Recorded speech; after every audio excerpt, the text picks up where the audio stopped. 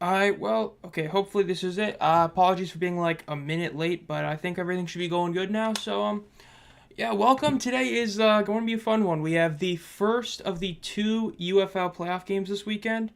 So it's a big weekend. I mean, today we're going to be looking at the Stallions versus Panthers USFL Conference Championship game, which is it's going to be a good one, I hope. I mean, a lot of the players that we were worried about do appear to be healthy for the most part, even though they might not be 100%. It's like Marcus Sims is back, CLC Mariner is playing, Matt Colburn is back, so a lot of the big question marks are back, which is naturally huge to see. So we'll gladly take that all. So it's definitely a good thing that we have everybody back. That's for sure. So the game itself naturally is, of course, the big question mark is exactly how good Birmingham's going to play. Because the fact is they haven't looked all that good the past few weeks, mainly dating back to when they lost Chavis in the Houston game.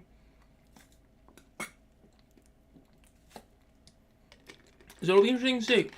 The game starts in a few minutes, so it'll be interesting to see. I mean, the Birmingham Stallions are a team that still hasn't lost in the playoffs, are undefeated, so it'll be very interesting to see exactly how good they end up playing and all that, especially since, again, they haven't looked all that good recently, so we'll see. Let's go pull this up on YouTube Studio, send a link out on Twitter. Description, copy, go here. I am live for the 2024 USFL Conference Championship game.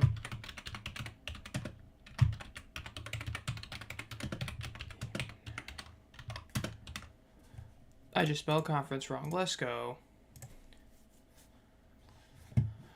Alright, that's posted. So yes, the game starts in just a few minutes. This is the first of the two big playoff games, and we'll see how this works. I mean, it's going to be a game, that's for sure. In Skip Holtz, we trust. Yeah, I will be interested to see. I mean, hey, we did have the awards come out during the week for most of them. Exactly how many awards we're going to have this year is a legit question. I know the USFL last year also had an Assistant Coach of the Year, as well as a Sportsman of the Year, which we know they're going to have. But it's going to be interesting to see what awards get announced and when they do. I doubt they announce them today, probably Monday. But MVP, maybe Assistant Coach of the Year, and Sportsman of the Year are the three awards we still don't know of at this moment on who won them and all that. So we'll see who wins those awards. I'm so far not fully against all of the award winners except for Special Teams Player of the Year. I think that one was a robbery. No offense to Chris Garrett, but yeah, I don't think he should have won it, and I'll go in detail that when I have my awards video come out, which will naturally be in a few days once, all the awards come out. I'm going to wait for that to happen before I announce it. But yeah, I mean, the awards, they're a big deal, so I will put this in the chat to start the game. We're going to start by naturally doing the poll who wins. Where's my question mark? There it is. Birmingham or Michigan. So we'll put that poll out there to start to see what you guys think on who's going to win this game. Again, it's a big deal. But yeah, I'm not sure who to root for in this game. Interested to see how it turns out. I'm going to be honest. The thing is that I think matchup-wise, I think Michigan's a much better matchup against St. Louis than Birmingham is. The fact is Michigan is, I mean, they proved it. I mean, something about Michigan, the way they play, it makes me feel like if they play St. Louis, they're going to easily win that game. Whereas even though I think if Birmingham wins, they're going to have a lot of momentum, I think St. Louis personally has a better shot at beating Birmingham. You have the revenge factor for, a few weeks ago, whereas the Panthers game was all the way back in week 1. It's not super fresh in these players' minds, but, if you're a St. Louis player, you're viewing it as, A.J. McCarron basically got hurt in the Birmingham game, and that's the one you really need to get back. So if I was a Battlehawks fan, I would personally root for Birmingham to win because I think you have a better shot at beating Birmingham. I don't see you guys beating Michigan if you play Michigan. The way I pretty much view it is San Antonio would beat Michigan in the championship game. Michigan would beat St. Louis. Birmingham would beat San Antonio in a rematch. I think Birmingham would still probably beat St. Louis, but that would be a much closer matchup. In that one, I would think the Battlehawks stand a chance. So I would personally root for Birmingham if I was a Battlehawks fan. Even if we lose, we'll go down swinging. I mean, hey, the past few weeks haven't looked all that great, but this is the time where, legends are made. Deion Kane, we saw last year, went from being just, a good receiver to being a great receiver because he had that incredible postseason run, including that immaculate championship game. So there's a lot of stuff like that to talk about. So, I mean, it'll be interesting to see how it is. But yeah, I would definitely say this is going to be a good game. I think that tomorrow's game has a much bigger shot at being a super defensive battle or a blowout, whereas this game, I fully expect this one to be a close game, and hell, it might even become a shootout when you consider how many players the Panthers do have back. Remember, last week they were playing without Colburn, without Marcus Sims. Both those guys are back. To what degree they'll be back, that's up for debate, but they are back, so that's a pretty big deal there. Yeah, we do have a poll currently going up on who wins. So far, we have all 3 votes going for Birmingham. Not too surprised to see that. They are still, they're the favorite to win it all until proven otherwise. So we'll see how it goes. But yeah, I mean, the 2 matchups these teams have played in week 2, a while ago, but even back in week 2, it was a 7-point game. And then naturally go back to last week, it was a 1-point game, which Michigan could have won if Bates had made the field goal. So very much is a very close game. So yeah. Yeah, Stallions also got a lot healthier, but they were healthier to begin with, you know what I mean? But they were still definitely getting healthier. So it's going to be a good game, and it's going to be really fun to see how this is. Pretty much every team is getting healthy, except really San Antonio. Like, even though some of their guys are active, it's very evident a lot of their guys are playing through injury. It's not like Michigan where some of these guys never even appeared on the injury report. A lot of the San Antonio guys were on the injury report. So in terms of health and all that, it's definitely a very legit question to how healthy San Antonio is, whereas every other team pretty much is getting healthier. So that's kind of why I think that San Antonio has the least shot at winning it all, just because they're the most hurt team of all 4 of them. Yeah, I mean, I'm pretty sure I remember seeing, correct me if I'm wrong, but I'm pretty sure I remember seeing that McFarland and Lovett are both in the active roster, but both of them are very much, especially McFarland, are going to be playing through injuries. I think that 2 of their DBs did end up being put on the inactive roster. And then, of course, you have the big injuries that happened, a couple weeks ago. Cody Latimer going down for the year. You don't want to get hurt in the playoffs, and that's exactly what happened to San Antonio. They're getting hurt in the playoffs. So it's kind of hard to view them as a team that has a legit shot at winning it all just because of that. Whereas every other team is getting healthier. Yes, it does suck that Michigan lost Perkins, but if they win this week, E.J. Perry will definitely be the QB2 next week. So you'll have him back as a backup. So if you want to use that dual QB system, you can do it. So that's definitely how I view it. But yeah, so this is definitely going to be a good game. USFL Conference Championship game. Hand did hurt, but still playing.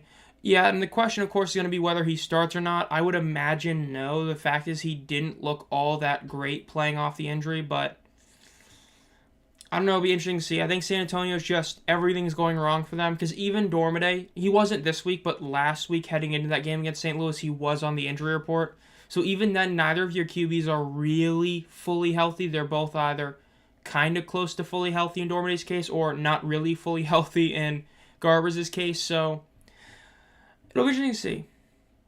Yeah, I mean, that was the big issue, is he didn't look great, but again, people forgot that, he was still coming off an injury in Birmingham. It probably was one of those things that just didn't work out great, so we'll see how it is, but that game tomorrow, I don't expect it to be as good as the game today in terms of a game, but it's going to be something else for sure still, so we'll see what happens today and what happens tomorrow, see who goes to the USFL Championship game in St. Louis.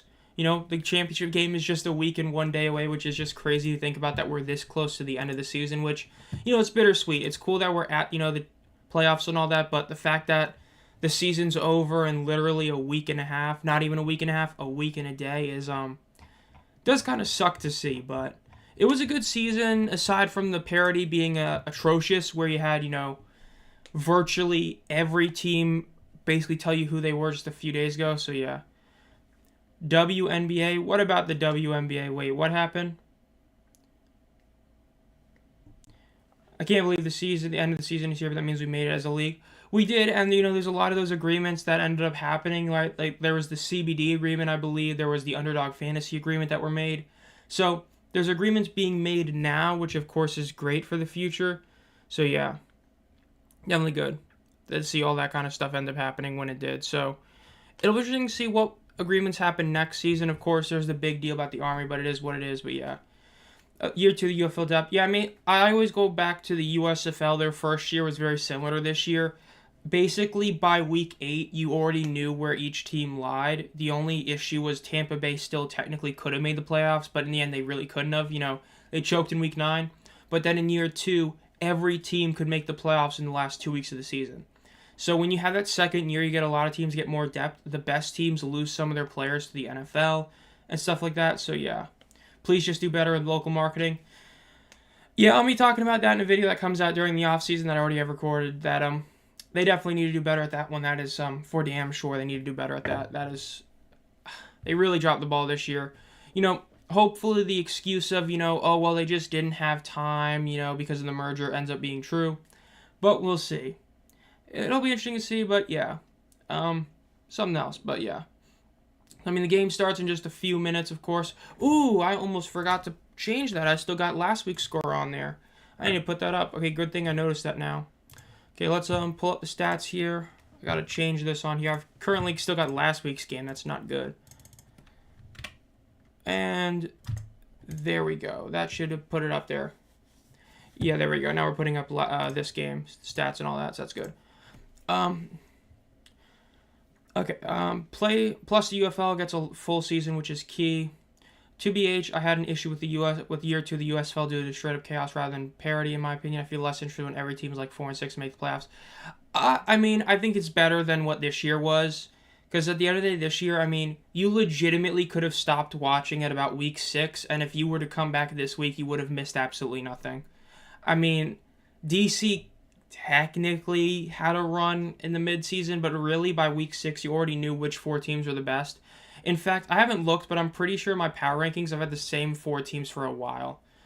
But yeah, I mean, like last year's XFL was probably the best in that regard, because at the end of the year, you had 2 teams in the North Division fighting for a playoff spot between, like the Battlehawks and Dragons.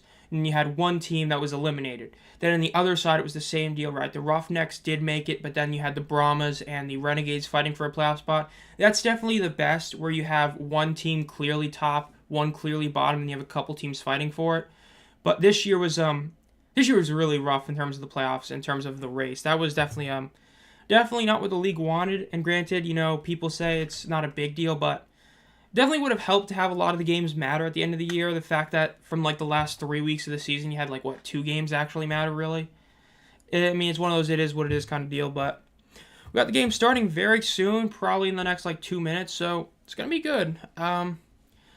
As you can probably guess, I personally do want the Panthers to win, especially since I just watched my Mavericks get their asses completely handed to them a couple days ago. So maybe I can have a team, not do terrible, hopefully. But we'll see. We still got the poll up for, the votes on who wins this game, Birmingham or Michigan. So make sure to, vote on that. If you haven't already, make sure to like the stream as well. So we're getting started to it. Event's about to start. It's going to be a good game, hopefully. I mean, last week came down to the wire. It was a very weird game, but definitely was a good one. Hopefully we have a good crowd. Hopefully everything works good here. We'll see. Let's see. Go Stallions. All right, so while we're waiting for this award to start, or we're waiting for this game to start, any thoughts on the awards that ended up happening? Whether it be Coach of the Year going to Nolan, DPOY Speaks, OPOY, Butler, Special Teams of the Year going to Garrett. I think that the Special Teams Player of the Year was a really big shocker, but oh, that's what it is. Oh, that's what you're talking about. It's got the WNBA game on again? Yeah, I see what's happening now. Yeah, I got this pulled up on ESPN+, so I'm going to be a few seconds behind y'all, but I see. I mean, that happened a couple weeks ago. Not actually, no. Let me take it back. It happened last week. I remember that happening. It was the fever against somebody, but yeah. Happy to see Butler get Offensive Player of the Year, got his jersey, nice. Yeah, I'm not shocked at all that he won it. If it had gone to Justin Hall, I would have understood why. but I definitely am not against Hakeem getting it. The fact is, for like the first 8 weeks of the season, he was far and away above. It took him having like back-to-back mediocre games and like back-to-back great games by Kirkland and Hall to even come close, and even then they still couldn't do it, which is just crazy. 43 seconds left, so 10 minutes, dude. Yeah, that's definitely the worst part about basketball. It doesn't matter if it's college, NBA, WNBA. The last minute is just so far. Hot take? Nah, you always give OPOY to, a non-QB. It's pretty much been how it is. I mean, the USFL started that when they gave OPOY to Darius Victor when they could have easily given it to Jamar or Case Cookus in 2022. But MVP is probably going to go to Martinez. So we'll see. But overall, the only award I'm shocked at was Chris Garrett winning Special Teams Player of the Year award. I do personally think Roland kind of got robbed in that one. I think what Roland did was incredible, and I understand Garrett had a couple blocks, which was remarkable. I don't know. I just think Roland probably deserved it. And then Coach of the Year, I'm honestly not against Nolan winning it. The fact is that Nolan had to use 4 QBs, and even if you use the argument, well, he didn't have to use 4, he still used 4 QBs and was able to win with all of them. I think that's very impressive. And so I think Nolan deserved it, but I will say if there is an assistant coach of the year, then in that regard it should have gone to Marcel Bellafouille, and then coach of the year to Wade Phillips, in my opinion. I'm still traumatized from our offense. Oh, the best offense in the league, as Curtis Johnson called it. At least we don't have to wait long. Even though I'm a Stallions fan, I'm happy to see Speaks win DPOY. Yeah, I mean, I talked about it a couple of videos ago. Like, last year, he started off incredibly hot, and then the final 4 weeks of the season, he kind of disappeared. This year was the opposite. He started off slow, and then the last few weeks, he just went off. I mean, that Houston game, oh my god, that was incredible. He definitely deserved it this year. I feel like the leagues should have best QB and best skill position, clear up confusion with MVP being QB award because QBs are inherently most valuable. To counter that, I will say that the USFL did give, a wide receiver MVP in 2022. And then the only reason it went to Magoo last year was because Magoo, just dominated every single stat in an unbelievable way. And, yeah, I know the XFL technically didn't have an MVP, but they had an OPOY, which went to Teamu, which in hindsight should have gone to Smith. But, I don't know, as long as the league doesn't just hand it to an MVP, to a QB, because, with this year, I mean, if we're being honest, there's really no non-QB that even has an argument. Bates could have, but his second half definitely fell off a lot. But I mean, Hakeem wasn't dominant enough to be MVP. He didn't have a running back do that crazy, so I think it is what it is. So as a Battlehawks fan, the offense is the epitome of frustrating. Yeah, I'm glad a lot of people are seeing it, that especially when AJ was healthy, the fact is that for having as good of receivers as they do, there's something about their offense that just doesn't feel right. They're playing like a team that doesn't have good receivers is how they play, but they have great ones. So I agree. St. Louis's offense is definitely frustrating. They have the talent to be, a consistent 30-point per game team. Yet week after week, you're seeing them either put up 20 or just do really weird plays. But yeah, I know it's tomorrow, but do you think San Antonio realistically has a shot? I talked about this in the comments, I think early this morning last night. If San Antonio can hold St. Louis to under 20, then yes. If they allow St. Louis to hit over 20, I don't see San Antonio winning. When you have all the injuries you have to your offense, especially your running back position, you're not going to win a shootout. And even then, holding them to under 20 wasn't even enough last week. But if you do that, you'll have a shot. I mean, if you hold the team to under 20, you're always going to have a shot. San Antonio, if they can fix the mistakes they made last week and get a couple of plays from McFarland and Lovett, I think they can beat St. Louis, but it's going to be a tough game. I would never be fine with Bates winning MVP, even if he made those kicks. If you're not in the field every down or most, you're not my MVP. Would have been Special Teams of the Year award. Now, as I talked about it, if the only misses had been that Memphis game, he would have had to be MVP, because at that point, he would have been the guy that kicked 3 game-winning field goals for the team, legit last-second game-winning field goals, including against Birmingham. He would have been kicking 60-yard plus multiple times. But once you got past the Memphis game the first time, the fact that he missed another 4 kicks was just crazy. So that's how I view it. AJ doesn't seem meshed with the rest of the offense. I could see that. Also, St. Louis loves throwing unproductive screens. Yeah, they think they're San Antonio sometimes, that's for sure. I mean, that's definitely true. Let's see. It's game time. Okay, then let's start the game maybe.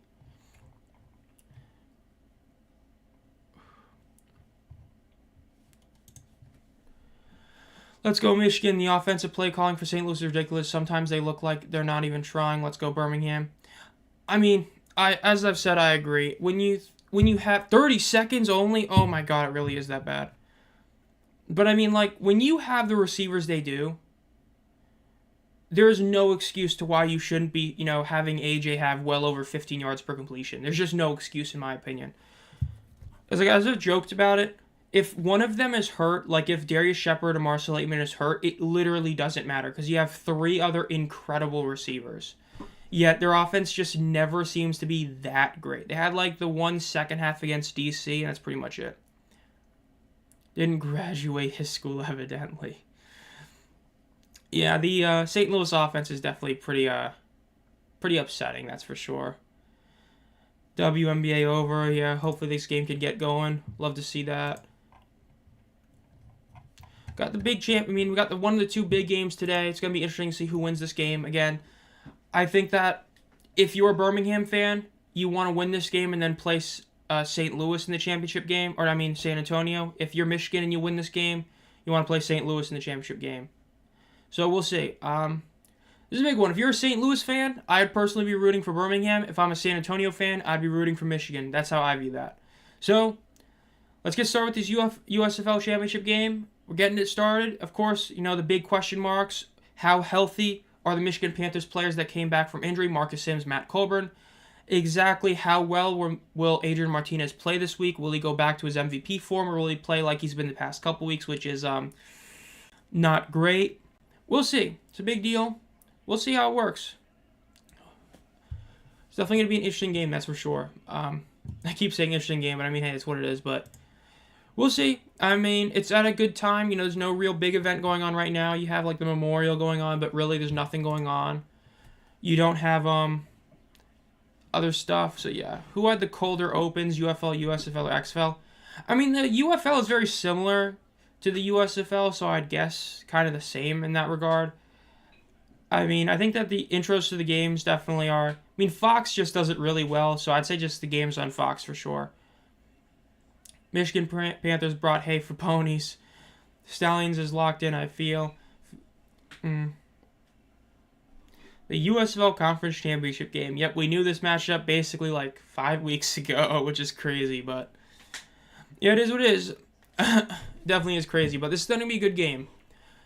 I really hope so, at least. I mean, when you're talking about 2 teams like this, it's... both games they've played have been good games, despite them being close. See you guys at halftime. All right, see you, mate. Hopefully we'll see this game, actually be good. It'll be interesting to see. Go USFL. This is going to be something else. USFL Conf was top-heavy Lamau. I mean, they both really were. I mean, granted, the Renegades were a lot better than their record said, but at the end of the day, like, DC never really scared me. That's why when they did beat San Antonio, I still had San Antonio above them, because it's just like, sometimes you just got that feel for a team, and DC, I had that feel for them. They were just not legit. I would say they were both kind of top-heavy. I mean, both had their one team that headed into the season with all the hype and lived up to it, and then one team that just did so much more than anybody expected. But we'll see.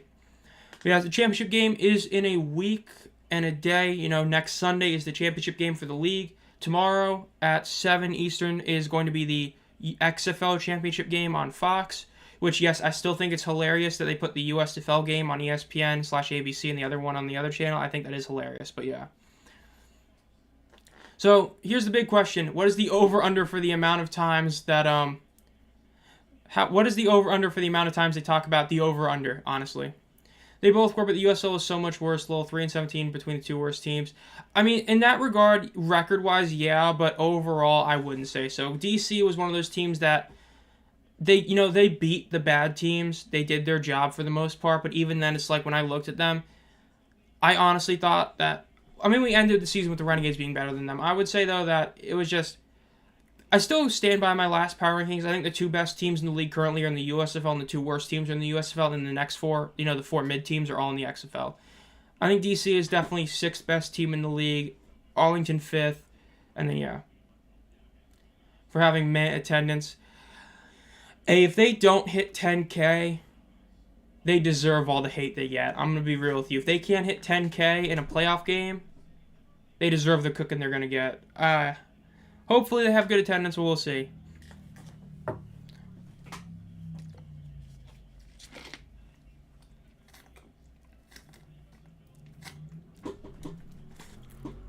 Showing the impact players, I agree with all three of them. But again, the issue is that two of those three guys were hurt last week. So how good are they? We'll see. That'll be interesting to see. That's for sure.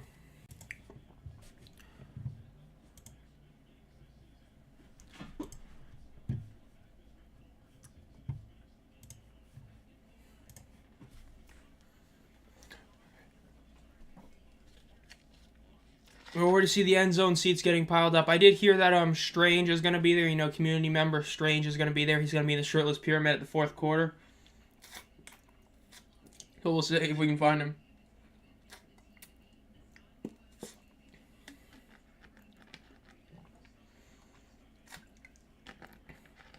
To be aged, Birmingham is a perfect area for spring football too. Nice weather, cultivated fan base due to Bama. The UFL and BM really have no excuse, especially in Birmingham.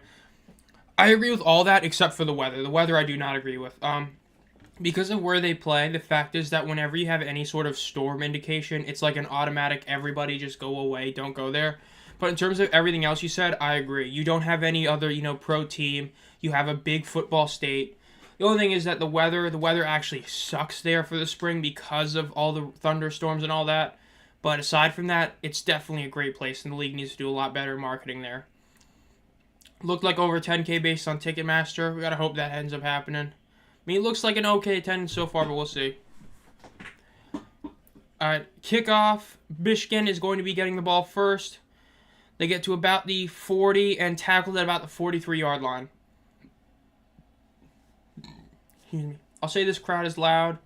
Would you love to see? Yes, you do. That's for sure true. The QB roulette, EJ Perry, Danny Etling, Perkins / Lewerke.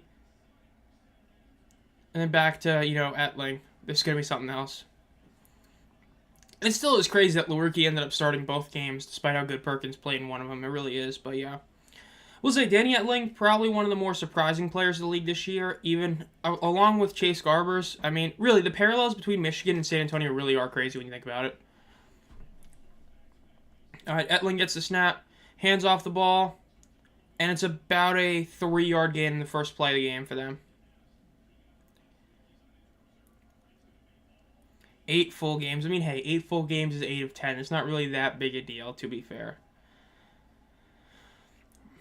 And then, of course, Jay Sternberger, your all UFL tight end. I know that was really controversial seeing him get all UFL tight end. I know a lot of people weren't happy with that.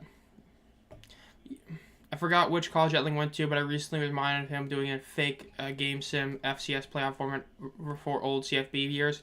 I believe he went to LSU. I don't know for sure, but I think so. Quick pass to the left ends up being about a 4-yard gain. They're going to be at around right before the 50-yard line. There is a flag on the field. Let's see what the flag is.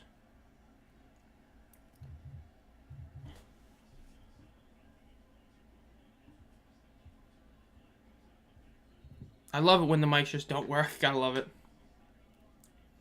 Roughing the passer. Ooh, we're going to have to watch the replay and see if that is truly roughing the passer. See if it's one of those roughing the passers or if it's actually roughing the passer.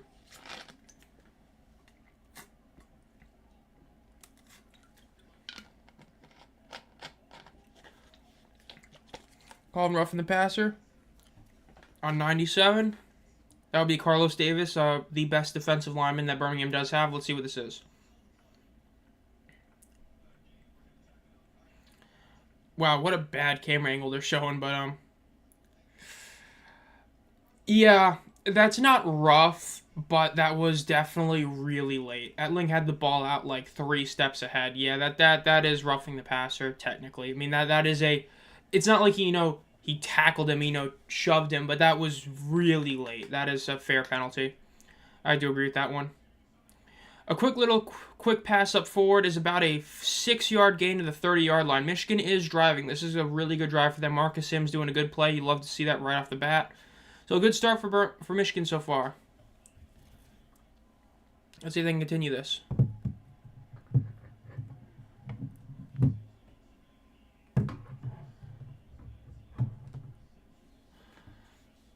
is definitely something else right here so far. It really is getting crazy. All right, well, we will pull the... make sure to vote on the poll we have for who wins this game. I will be closing that in about 4 minutes or once this drive ends. And the play is called dead. Flag is on the field. It's probably going to be false start then. Yep, false start. 5-yard penalty.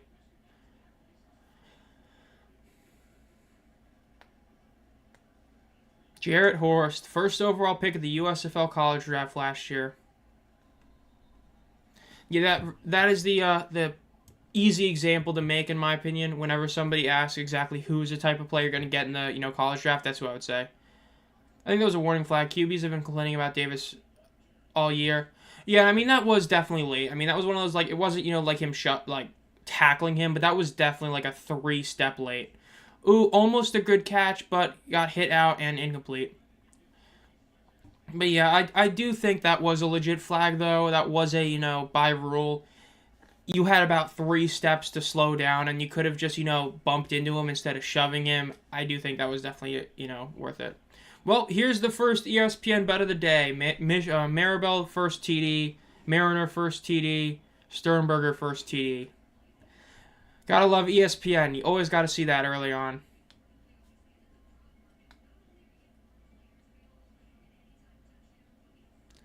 Alright, we're lining up 5 wide. Etling drops back. Quick pass over the middle. It is caught, and it's going for a first down and more touchdown.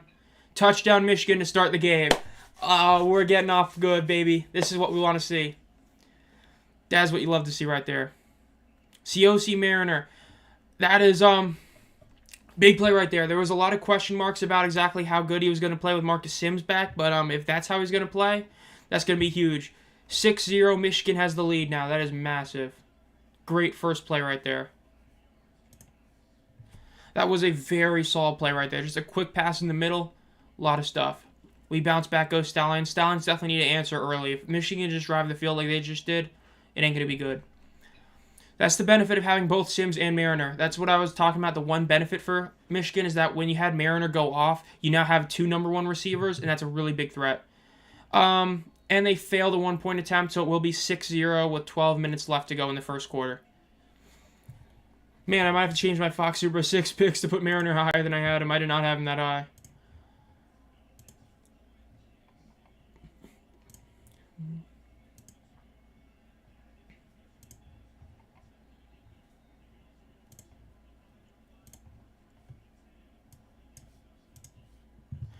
Mariner has been consistently good since he joined the team. That's true, but I mean, especially the last few weeks when he really went crazy. Let me pull up his game logs, actually. Okay, why am I doing COC Mariner? I just spelled his name completely wrong. Lol.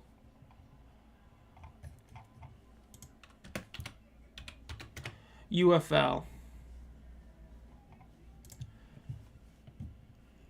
Stats. Game log. Yeah, I mean, he's only technically played in a few games. At least he's made an impact, but especially the last 2 weeks, because you go back to his game against Arlington, he showed some promise, 4 receptions, 45 yards, and he had the 1 reception game against DC. But then right when Sims is gone, he had the Week 9 game against Houston, 8 receptions, 95 yards, and 7 receptions, 110 yards. The last 2 weeks is where he's really been going off, so he's definitely been a great find to have for them. Definitely a huge thing for it. So seeing him come back and actually, be incredible, or seeing him, make his debut with the team and be as good as he's been has been really helpful for them. Steven is here. I'm late. Well, as the saying goes, better late than never. But, I mean, so far, big play for Michigan to start the game. Already have the lead. That is not good for Birmingham, so we'll see if Birmingham can answer. They definitely need to if they want to win this game. Because there's a good chance that Michigan could score again if they end up, getting the ball back quick. So, we'll see. And now we got the all-UFL QB and most likely the league MVP, Adrian Martinez, coming out to the field. Let's see what he can pull off. I mean, it'll be interesting to see exactly what he does. I mean, there's a lot of people who are upset at him getting it, so we'll see. Yeah, they did miss the point after. They tried to do some end around. It didn't end up working.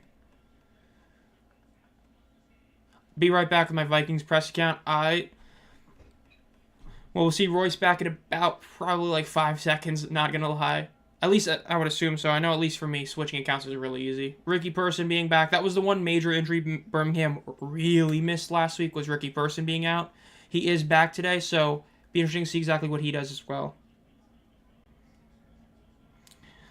I mean, this is definitely a really good backfield. Him and Maribel is a really dominant backfield. All right, 2nd and 8 for Birmingham. Let's see what they do. Ball snapped. Martinez drops back. He's running up. He's running up. He's going to go for a run. He gets about 5 yards and gets out of bounds at about 6 yards. It's going to be about 3rd and 2 now. Showing the regular season awards so far. MVP will be announced June 10th, so that's when that's going to be announced. I'm not too shocked. Have it be announced on Monday after everything else, so yeah. Definitely, still shocked that Chris Garrett got Special Teams Player of the Year award, honestly. I still can't believe they didn't give it to Roland.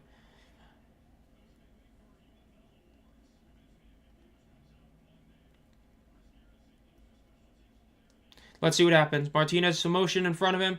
Drops back. Quick pass out to the right, and it's incomplete. That was, I'm going to be real with you, that was a bit of a late throw.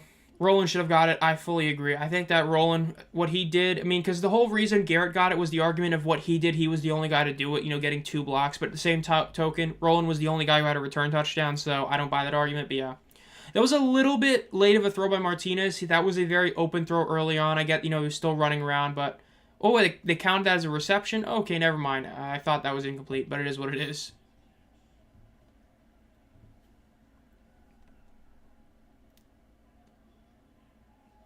They're seeing if it's a 1st down real quick. They're in the command center right now.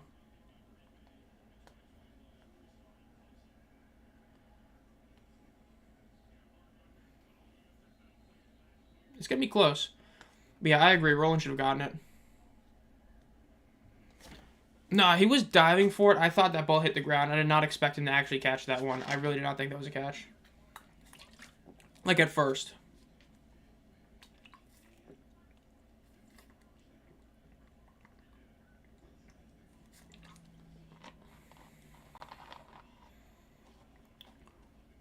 They're reviewing this a lot. Let's see. They're calling it short now. They're reviewing it's going to be short. Now, will they go for it is a big question. I mean, it's a very short 1st down attempt or, 4th down play, but it still is, if you miss it, that's a huge deal. So it will be very interesting to see what Skip decides to do. So it will be short, ruled short of the line of the game.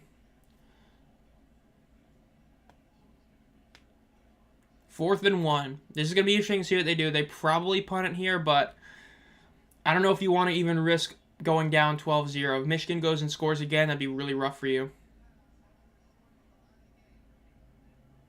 Yeah, sounds like they're going to go for it. They are going to go for it. They're going up in their T-bone classic formation. Let's see if they can pull it off. Quick handoff, and they probably will give him 4 progress for that. This is where Wes Hills or Bryce Perkins would be great. Oh, yeah, for sure. Especially if it was Michigan who had that play. That'd be great for them. But let's see what happens here with Birmingham. That was close. It depends if they give him forward progress and where they give it to him. We'll see. This is going to be a close one. So we're getting another measurement already. Literally the next play, which is hilarious. But yeah. Let's see the side angle of this. Oh, it looks like he probably got it. Unless it's, the weird camera angle, it looks like, at least from that angle, that he probably got that. No, they're calling it short by 9 inches. Yikes. The true line measurement. Yeah, sometimes that, the camera angles definitely do get you. That one looked a bit good, but it's going to be turnover on downs. Michigan will get the ball back just beyond the 50-yard line. They can get a really good lead going right now. That'll be huge for Michigan if they can score again. So let's see. Yeah, that's a massive stop for them to get that. That was a really close one. Shocked at exactly. They definitely got some lucky breaks there, how they were called, but it's a big play, so we'll see.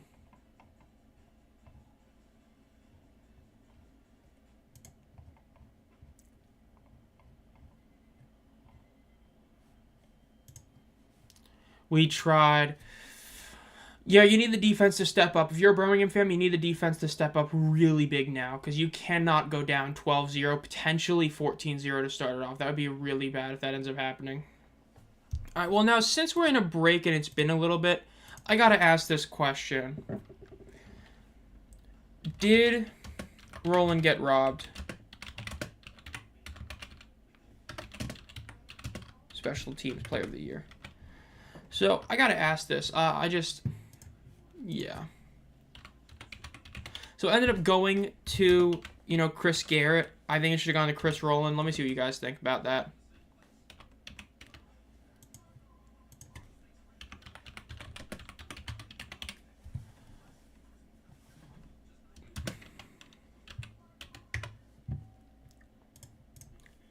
Panther for sure. Not even going to answer, lol. I don't really know.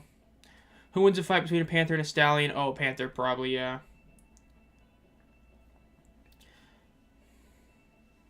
I mean, the whole argument for Garrett was because he was a great gunner. He was great at getting those tackles on kickoffs, punts, and all that. And that he had the 2 blocks.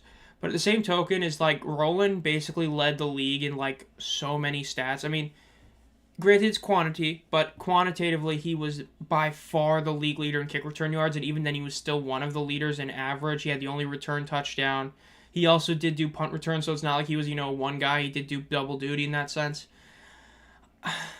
I tend to think that Rowland should have gotten it, but I'm gonna be honest, even as a Panthers fan, I'm glad they didn't give it to Bates. I think that the amount of people that still are talking like Bates should have been Special Teams Player of the Year is crazy.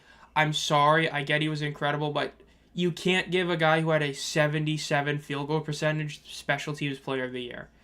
You just can't. In fact, I'm still shocked they gave him all UFL over Schmidt. The back-to-back USFL champions, the Birmingham Stallions. That was crazy, that game. Deion Kane just went off last year. I know a lot of people are wondering what the championship game is going to be at next year. A lot of people are wondering if it's going to be an Audi Field, it's going to be a Tom Benson, going to be back at St. Louis. That's going to be interesting to see, but we'll have to wait for that one for, a few months for that. Need an I don't know option. Yeah, not everybody, is a special teams guy, but Chris Garrett getting it is just... It was a surprise. I mean, it was a surprise. Of all the awards, that was the biggest surprise. I don't really think Nolan winning Coach of the Year was that big a surprise like some people try to make it out to be. But Garrett winning it definitely was, but... We'll see. The Panthers are about to get the ball back. Break's almost over, so we'll see what they can pull off here. Another touchdown would be massive for Michigan. 12-0 lead potentially, 14-0 lead if they go for 2, we'll see. Sal Cannella got big robbed. Yeah, I mean, the argument was because Sternberger had such few receptions, yet he was almost with him in a lot of those stats.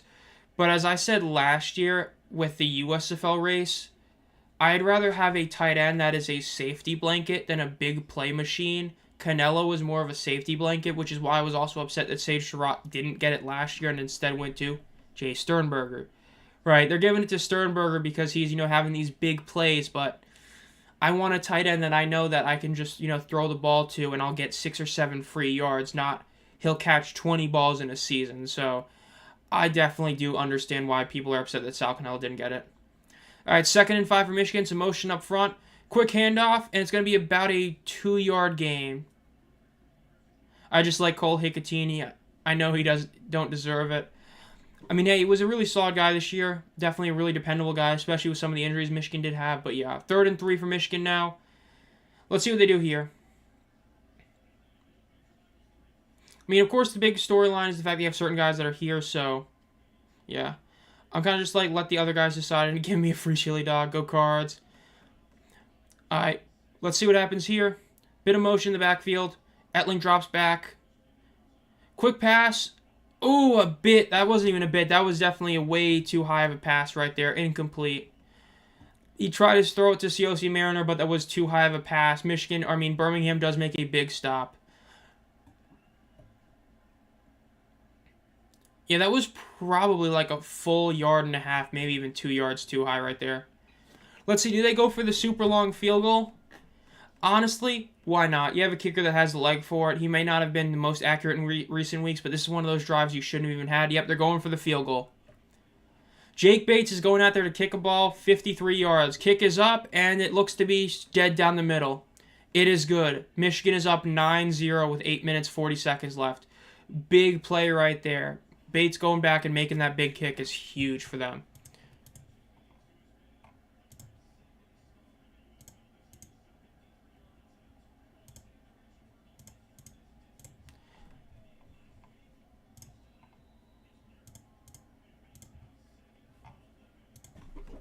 9-0 Michigan lead. That's crazy right there.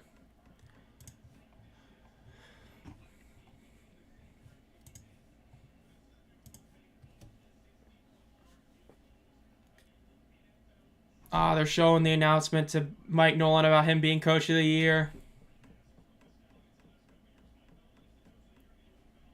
Gotta love that.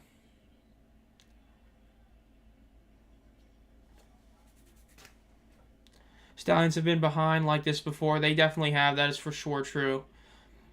They just need to get their offense going. I mean, that's the big issue is their offense still isn't looking all that good today. And their defense is, well, I mean, it hasn't been looking good, to be fair, so I can't really say much about that. Big stop for Stallions. That definitely was. Allowing 3 sucks, but it could have been much worse. And it's just one of those things that does suck. The fact is that you only stopped him because because that length threw too high of a pass to Mariner. But we'll see. Return is to about the 35-ish yard line for Birmingham. That's true. It still is technically a one-score game. That's a good point to bring out. That still is true. It still is definitely a one-score game. There is a flag on the field. Let's see what it is for.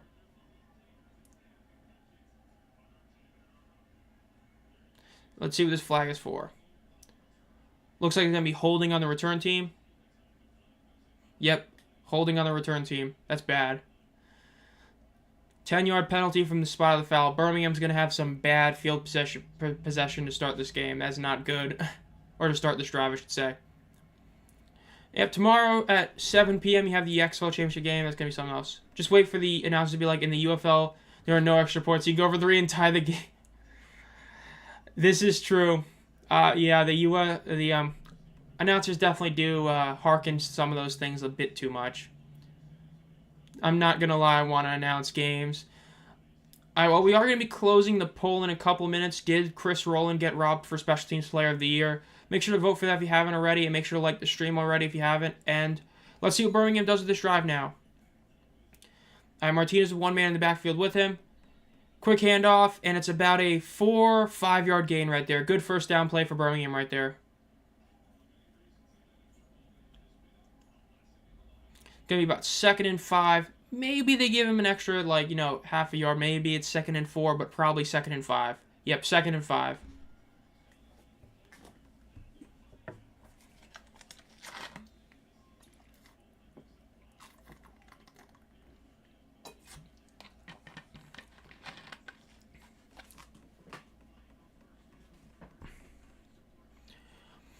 Quick handoff again, and he breaks a tackle for a nice first down. It's about a 7-yard gain overall, first down Birmingham.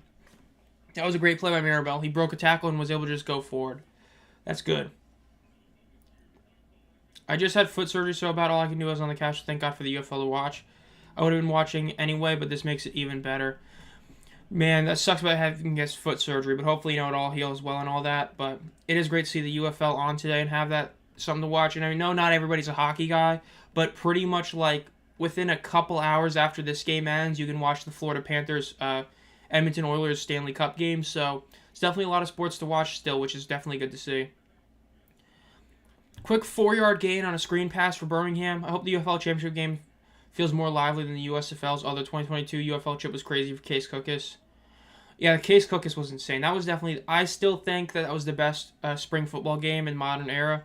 I know some people say it was the USFL North Division Championship last year. I just think that championship game in 2022 was just an insane game.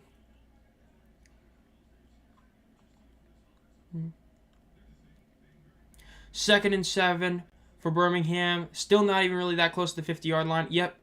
Nope. Michigan is up 9-0. A first drive touchdown. Then a big stop on 4th down to Birmingham. Gave him a field goal. So 9-0 Michigan lead. 3rd down for Birmingham now. Yeah, this is definitely a significant play. 3rd and 3. Again, if Birmingham doesn't get this, you're giving the ball right back to Michigan. And again, the only drive that Michigan didn't get a touchdown on, the second drive of the game was because of an overthrown pass, which is not good if you're Birmingham. So let's see what happens here. Birmingham is choking. Hey, they've been down before. If they get down by 17, then it's a big deal. Currently in the UFL Command Center. Seeing Mike P. Let's see what they're doing here. I honestly fell asleep watching other sports like baseball, basketball, and hockey, unless a fight breaks out in hockey, just because too low-scoring baseball is boring. Yeah, I know I ranted about it last week, but I just not a big fan of watching baseball. I really can't get behind it, honestly. Yeah, basketball, I definitely feel that as well, but I also just didn't want to watch the Mavericks game. I'm a Mavericks fan, but I don't like watching my team get, blown out by 20 in the first quarter and then just do nothing the rest of the game. Another flag for Birmingham, maybe? Yep, false start. This is going to be 3rd and 12. This went from being a potential 3rd and 3 to being reviewed, put to a 3rd and 7, and now it's going to be a 3rd and 3. This is really bad for Birmingham right now. This is not what you want to see. That's a 10-yard loss pretty much within, a minute basically. And again, this is a big play. The more yards you get back, it's just going to hurt. Not going to lie, sports that aren't football are a little too repetitive for me. I like hockey sparingly because there's some unique action. But basketball can get a little too tiring. Basketball needs to raise the hoop. I could see that, honestly. But because there's some unique action, but because basketball just has a lot of stuff that happens all the time. Like, whenever they say a guy got posterized, it's usually, like, the most mid-dunk over a guy ever. Like, no offense, but no, John Morant dunking over, like, a dude who's, like, 6'3" is not that impressive. In the NBA. Come on. But yeah. Panthers battle Hawks. It's looking like that might be the championship game. It really is. Again, it still is early, but this is a big play.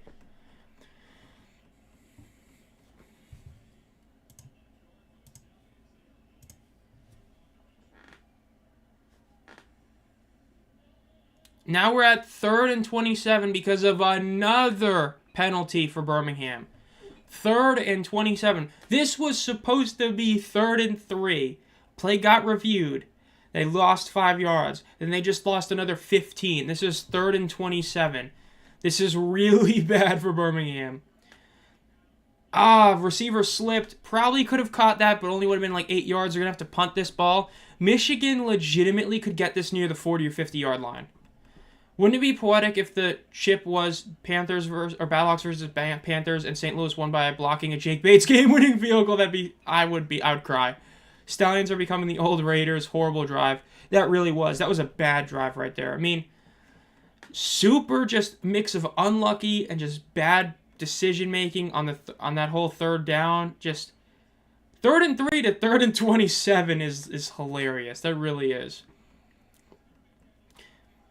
I mean, Michigan's got their return at the 35-yard line. They're going to be getting some good field possession here. It's a decent punt, but it's to the 35. Return to the 40.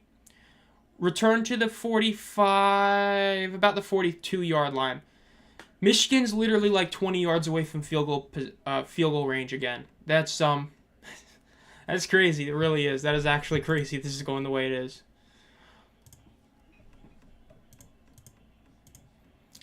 Yeah, maybe don't headbutt a guy. I think that, that's probably a good way to view it if you're Birmingham. Skip Holtz, I mean, dude, if I'm in a playoff game and one of my players headbutts some dude for literally no reason, dude, I'd be pissed too. Skip has a right to be upset. I mean, that's just like, that's like Jean Delance kind of stuff. That's like just doing something stupid for the sake of doing something stupid. What are you benefiting from it? Definitely a poor decision right there.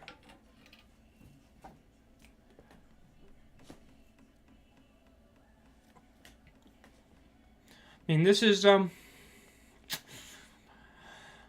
if any team's going to, make a comeback, it would be Birmingham, but this is not looking good for them. Oh, I know, but it's just funny to see coaches yell. Why Flip is so funny to watch. Yeah, Flip is very enjoyable to watch, even though his team is not great. Sup, G-Man? I'm assuming you're probably rooting against Birmingham, as a true Memphis fan should. And, hey, if you're rooting against Birmingham like I'm assuming you are, it's looking good for you. I mean, Michigan's up to a 9-0 lead. They already got the ball back, and they're 20 yards away from field goal range again, which is just hilarious. Really is. So, I mean, this is, I will say I am shocked at the start. I really am. I did not expect, I expected this to be a higher scoring game than last week. I just don't expect both games to be low scoring like they were last week for either championship game this week. But, man, just Birmingham's offense still just does not look good. At all. Really doesn't. My dad is a Bears fan. The way I see it, the Stallions are my Packers. That's a good way to view it, especially when you have, the image, which happened against Birmingham. So when you see something like that, yeah. A Bears fan, yikes. Bears, I mean, I'm gonna be honest, I'm not too hyped on the Bears. I think that it was a bad decision to do what they did. I mean, you could have got the image. Yeah, we all know what the image is. But I mean, if I'm a Bears fan, like, I don't know, you could have traded the first. That's true, but you could have traded the first overall pick again for an insane haul for Caleb. You probably could have traded down to like the third spot, and if you really wanted to draft another QB, but yeah, Cowboy fan. Hey, at least if you're a Cowboy fan, you can make the playoffs. You can't really win, but you can at least make the playoffs. There's that. Not to flex, 42-2 has never been a final score in any pro football league till that game. Yeah, at least just look at the best part of it. I think Caleb could be really good. Yeah, the only issue is that he's on Chicago. Chicago does not do good with QBs ever. Like ever. I mean, their best QB since 2000 is Jay Cutler. I mean, if I'm a Pittsburgh homer, do I gotta root for the Panthers? I kind of have all season since the Maulers aren't here now. I agreed with your takes on not expanding the upcoming year. Product is good. Honestly, I would say so. The rivalry between you and the Panthers was, granted it was, a one-sided rivalry in one year, then a one-sided rivalry in the next year, but that was a real rivalry. So I do think that if you're a Pittsburgh guy, I would definitely root for the Panthers at this point, since you two were very connected. You played in that first Tank Bowl. You had that unbelievable North Championship game last year. I would definitely say that's a good way to do it. Ravens fan here, both happy and sad at January. If you're going to win, it's this year. You got Derrick Henry. Your running game is going to be crazy. Your motion play should be insane. Going to be a holding call on Michigan. It's going to be a 10-yard loss for them. Smoking Jay. Let's go Panthers, I guess. I mean, hey. Jarrett Horst. Oh, man, dude. Come on, Jarrett. I'm now realizing the problem is Battlehawks is in primetime at the Dome. Yeah, it's going to be crazy. We're going to have some good attendance. Going to have some good ratings. It's going to be really sick to see it at that point. The only issue is that it will be going up against the NBA Finals, which does really suck, but it's not fully up against it, but I think mostly is, but yeah. Quick little pass to the right is about like a 2-yard gain, basically nothing. Stop three-peat, Smoking J. Lil, the Brahmas are cooked.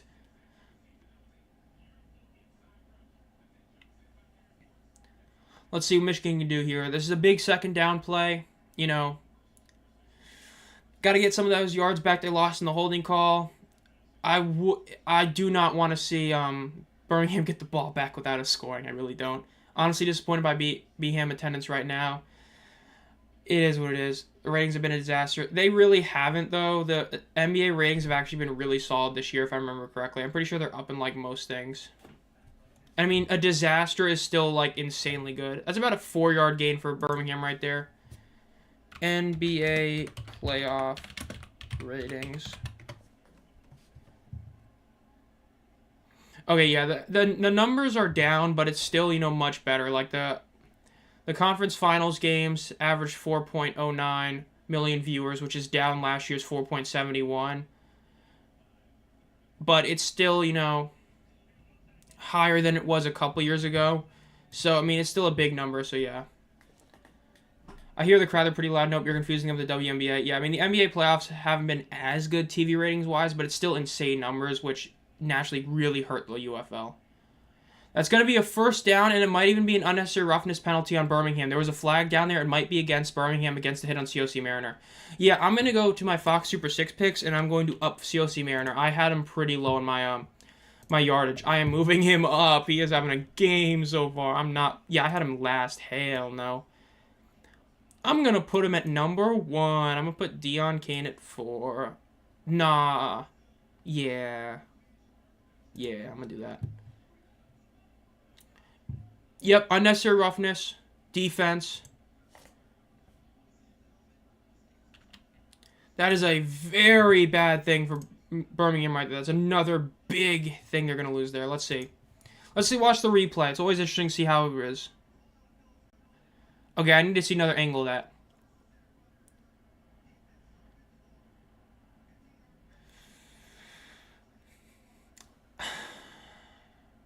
I mean, as a Panthers fan, I wouldn't have been even remotely upset if that wasn't called. Like, look, he's falling down. You're already in the motion. Like, I mean,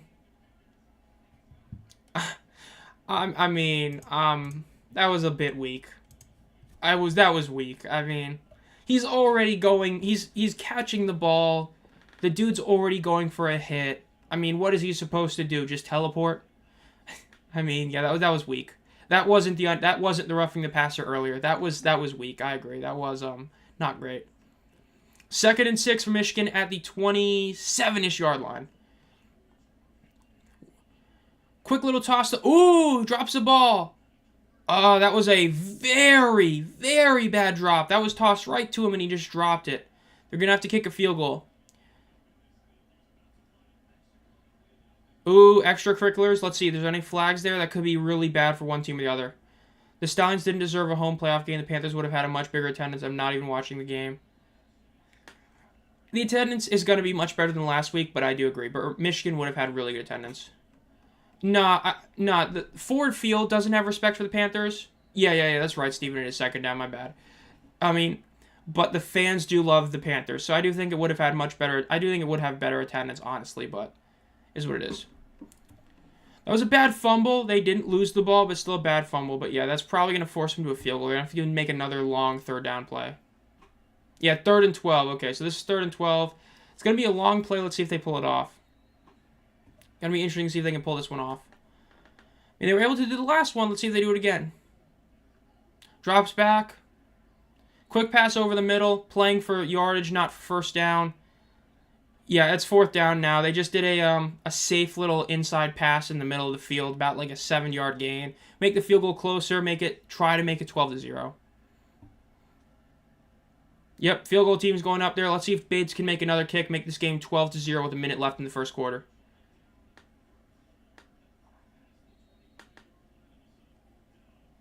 There's definitely a big kick to see. I mean, hey, made kick makes this a 2-score game. Let's see if we can pull this off. And it's going to be a shorter kick as well.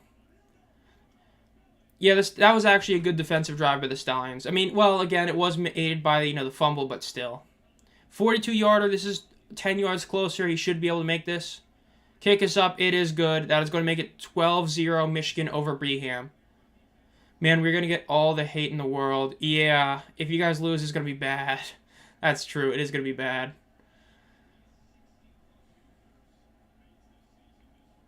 12-0 Michigan lead with 40 seconds left in the 1st quarter. I don't want to be that guy, but if Martinez and this offense doesn't do anything in the next couple of drives, we might see the return of Matt Corral. I mean, this is a bad start for Birmingham. Fan caught ball. Love to see that. I don't like having the nets there. I think there's very few exceptions. I don't think nets should be things. I get lawsuit issues, but nah. Make it fun for the fans.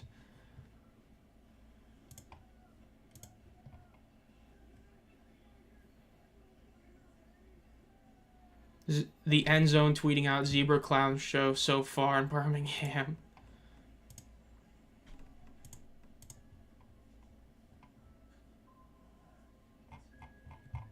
I will say in some random UFL drama, I don't know if you all heard of it. Wait, speaking of probably need to lose a 3-peat, might be too much for the league. No. Speaking of other sports, I'm not like the biggest Caitlin Clark fan, but what is the deal with all the hate she's getting? Like, dang. It's just, it's a classic jealousy thing. A lot of other WNBA players are probably just jealous at all the admiration and fan support she's getting, despite the fact that she's benefiting all of them by just existing. But yeah, the NFL has those tech devices in the ball to make the game prettier. Praying for College Martinez. Nah, I think that Brahmas and Stallions are cooked. In terms of some just random UFL drama, for those you didn't hear, I saw earlier that like the Markcast was getting at it with the comeback period out of nowhere, just like out of literally nowhere last night and this morning. I thought that was pretty funny to see. Thanks, G-Man. Even though I rooted for the shows because I love them, that whatever. Hey, G-Man's going with the full hate for Birmingham right now. Hey, to be fair, Michael, I mean, if your team got beat 42-2 and have that classic image, you'll probably never root for them again. You'll never root for the Stallions. I mean, it's hilarious.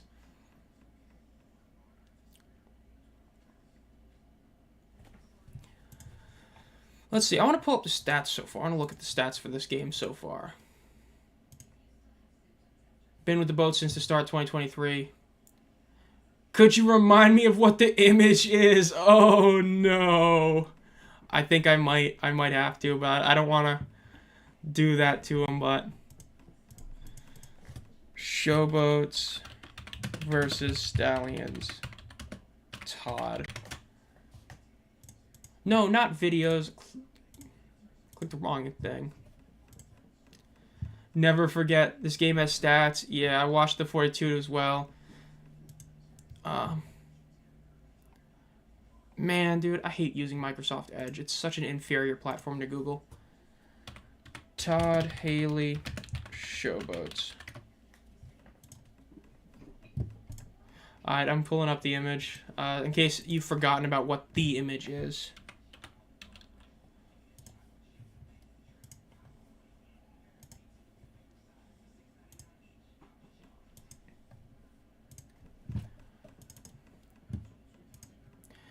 This is the image, by the way.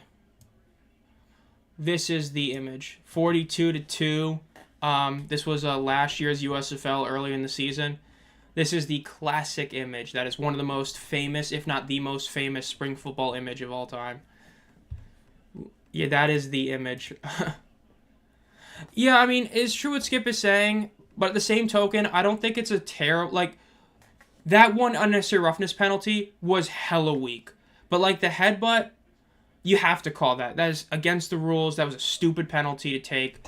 And then the roughing the passer was also a legit penalty. Like, partially I agree it's kind of one-sided, but at the same time, like, aside from the really weak one on Mariner, which was weak, the penalties that they've been getting are what they deserve to get. I mean, if you headbutt a dude,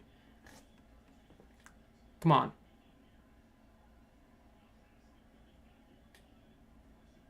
I mean, hey, it's also like the saying goes, right? I mean, it's always the second guy that gets caught, so that's why you never retaliate in football. Like in this regard, you don't retaliate because it's always the second guy that gets penalized. So if he's talking about, you know, a slap to the head and then you headbutt him or something like that, that's just how it is. Drop back to pass. Martinez does a quick throw over them. No, he gets sacked. Ooh, he evades the sack. Big play. He's still up. Oh, he falls down. Almost a remarkable evasive maneuver by Martinez. Ends up getting sacked. Probably going to go to the end of the quarter. We'll see. But that's only about a 1-yard loss. That went from being like a potential 5-yard loss to only a 1-yard loss. That was a really solid maneuvering job by Martinez.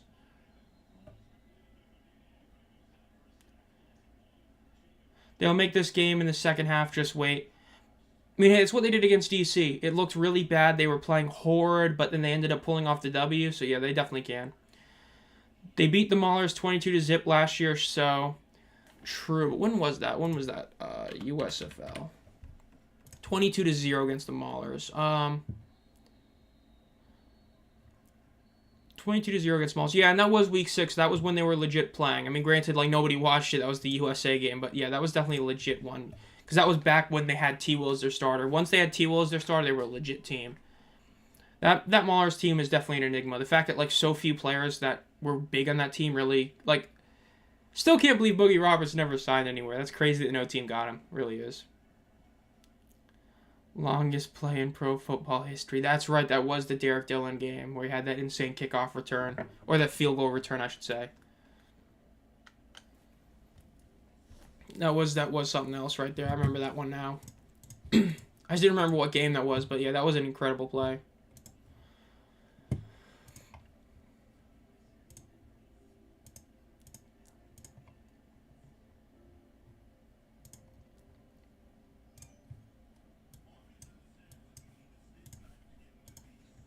No glaze, I swear. Oh my god.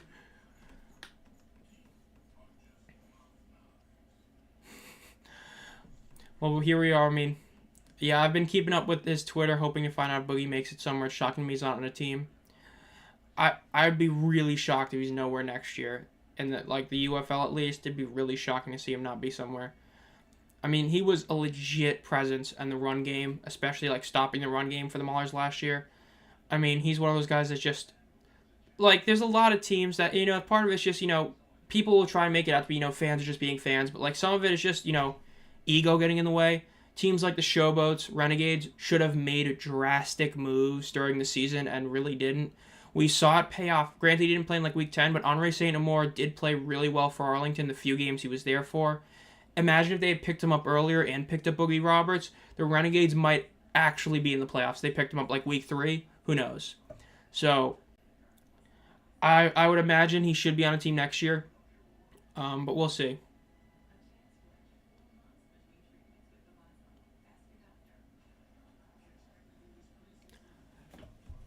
Let's see. Yeah, pulling up the stats. So the first quarter stats end with Martinez being 2 of 4 for 4 yards.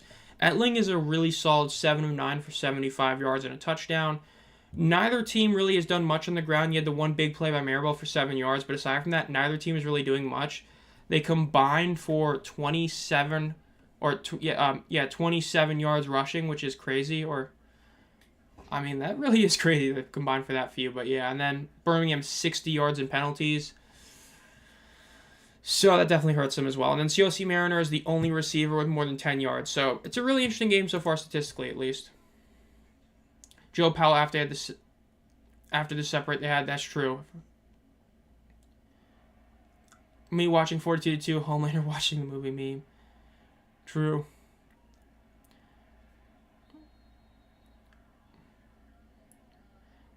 Geez, fat fingers today. 1 yard per attempt. Yeah, true. That's a good way to view it. That is true. That's not the best if you're Martinez, but let's see what they do here. That's 2nd and 11. Again, they only need 11 yards for a first down, but that's been pretty hard for them to get. Let's see what they do. Martinez back with one guy in the backfield. 2 out wide to the left, 2 out wide to the right. Bit of motion, drops back. Quick pass to the right side. It's caught. Breaks the tackle. Instead of about a 4 or 5 yard gain, it's about a 6.5 yard gain. Going to make this a very manageable third down. Probably about 3rd and 5 is what they're probably going to call it. And we're getting some more bet info. By the way, guys, Michigan Panthers at Birmingham Stallions spread. Closed -6.5 Birmingham. Now it's -2.5 Michigan. I love ESPN games for the UFL. I love hearing about the betting every 5 minutes. Gotta love it. 3rd and 3. Wow, they gave him some really nice forward progress there. That's a massive break for Birmingham. They should get this. If they don't, that's bad. Drops back. Quick pass. It is caught. Big reception. That's about to the 40-yard line. There was no whistle. Looks like it's going to be a touchdown Birmingham after it wasn't touchdown. Benjamin Victor with the touchdown play on the 3rd and 3 to make this a 12-6 game.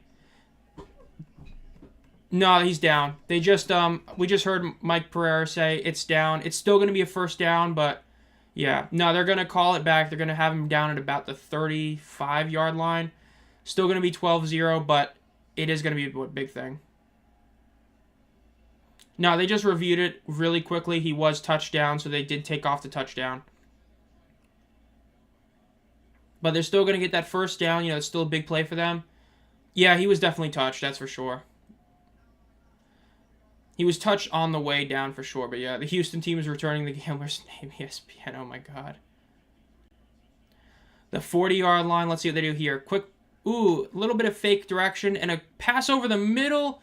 It is caught by Jay Sternberger. He's still up, down at the 2-yard line. Massive play by Sternberger. Your all UFL tight end, Jay Sternberger, getting a huge first down right there. They're 2 yards away now.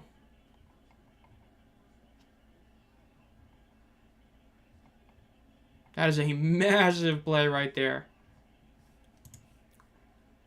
That was an incredible play by Sternberger. He could have easily been tackled like 15, 20 yards earlier, but yeah. QB sneak. Honestly, maybe. They're probably just going to go out at the T-bone formation. No, they're not doing the T-bone, but they got Martinez, one guy. Motion out to the right. He's going to the right. He's got a... Wow, terrible play by Martinez. He just kept running, and he ran out of bounds. It's about a 5-yard loss there. That was a bad play. I mean, I get it wasn't called up, but at that point, that was a bad play on Martinez. They just lost about 5 yards in that. Now, let's see if they can get a touchdown. They need a touchdown here. If they don't, that's a massive missed opportunity. That should have been a face mask of the Panthers on Jay Sternberger. If they show the replay of that, I'll definitely look for that. Nebraska Martinez into house. Yeah, I mean, they were just, at about the 4 or 5 yard line. Now they're back at the 11. This is bad for them. Let's see. Martinez drops back. He's running. He's evading. There's a flag on the field. Let's see what that's for. He throws it out of bounds. Incomplete. You sure he's not still injured? Who are you talking about in that regard? Love Latimer and Canella, but plays like that are why I didn't complain with Stanberg out all UFL. I mean, that's how I viewed it. Like, he makes big plays, but it's just, that's what a receiver is supposed to do. A tight end in my book is supposed to be the reception guy. That's why I think Canella did kind of get robbed, but at the same token, head injury. That's why I purposely didn't put Canella, though, in my video on who got snubbed, because I fully understood why Sternberger got it, and I wasn't too upset about it. But that was a massive play. But another penalty on Birmingham. They're calling holding on their center. 10-yard loss. Honestly, Michigan maybe should have declined that penalty. I get you're pushing back 10 yards, but it's back to 2nd and goal. That might have been a bad call. We'll see, though. They're now 2nd and goal from the 21, though, which is hilarious. Drop back by Martinez. Pass over the middle, and it's caught for about a 14-yard gain. I mean, it's like I said. I mean, you got an incomplete pass on that play. Just decline the penalty. It's 3rd and goal from the 11. Instead, now it's 3rd and goal from about the 6-yard line. That was a bad decision by Michigan to take that penalty. I don't know why you take that. It's not like it was a touchdown or a gain. They just kind of. That was a bad decision. That's all it is. That was a bad call to take the penalty. So 3rd and goal from about the 5.5 yard line for Birmingham. Let's see what they do here.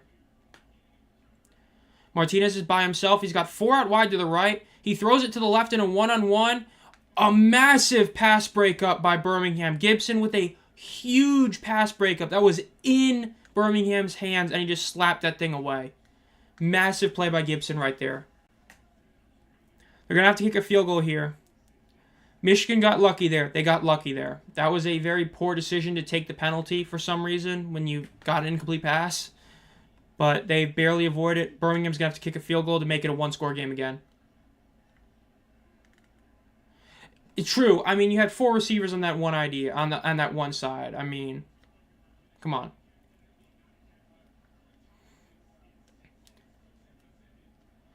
Kick is up. Kick is good. It is going to be 12-9 Michigan over Birmingham with 10 minutes left in the half. 10 minutes left in the half.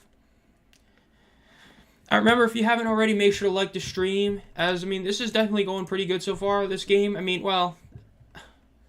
It's a game. It's definitely interesting how it's gone so far, but we'll see how it goes in the second half. But yeah.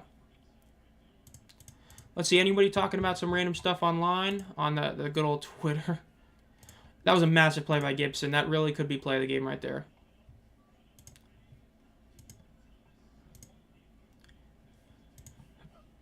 Tank Bowl 3.5. 12-9. No, it's 12-3. Field goal was up. Still a 1-score game, though.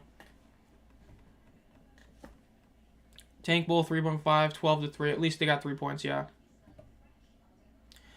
Yeah, Birmingham. That was a really. Both teams made some questionable calls there. Michigan taking a penalty when it would have made it 3rd and goal from the 10. Birmingham deciding to do a 1-on-1 on the left side of the end zone with nobody else nearby is a really weird call as well. I don't know. That was some bad coaching by both teams. I'm gonna be honest. Bad call on offense. Bad call on taking it. But yeah, Michigan TD next drive, please. Michigan needs to keep scoring. Look, that's what hurts other teams. We've joked about it before, but the fact is Birmingham wins games they shouldn't win because the other team just ends up not being able to score.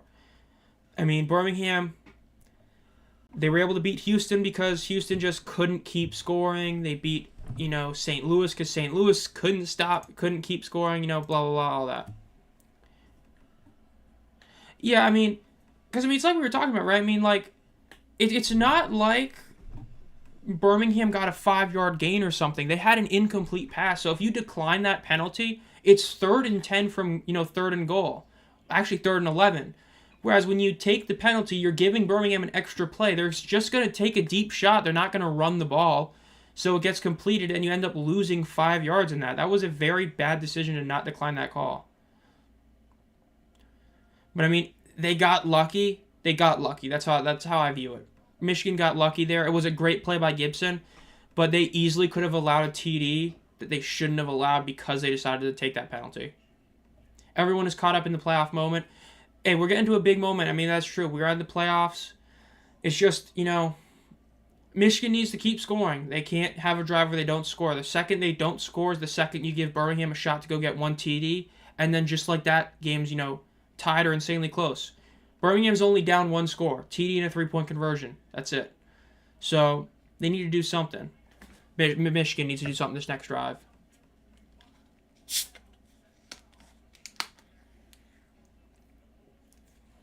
That's for sure.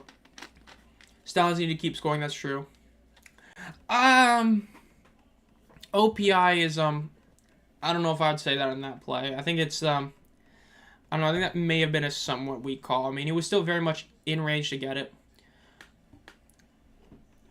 Showing a classic ball between the Stallions and the Generals back in the old 80s league. That's great. Now let's see what Michigan can do here. Again, a lot of big things need to do here. Stallions need to not score at all. I mean, hey, as I said earlier, I know some of you guys joined later. As I said earlier, if you're a Battlehawks fan, I think you should be rooting for the Stallions to win this game. Because I don't see St. Louis beating Michigan. It's just a bad matchup for them. Whereas I can see them beat Birmingham. Just like if you're a San Antonio fan, I'd be rooting for Birmingham. Or, I mean, I'd be rooting for Michigan because I don't see Michigan beating San Antonio. But that's how I view that. Going back to the 1983 game, that's crazy. That's crazy. They're showing some OG USFL highlights right there. Then that's crazy.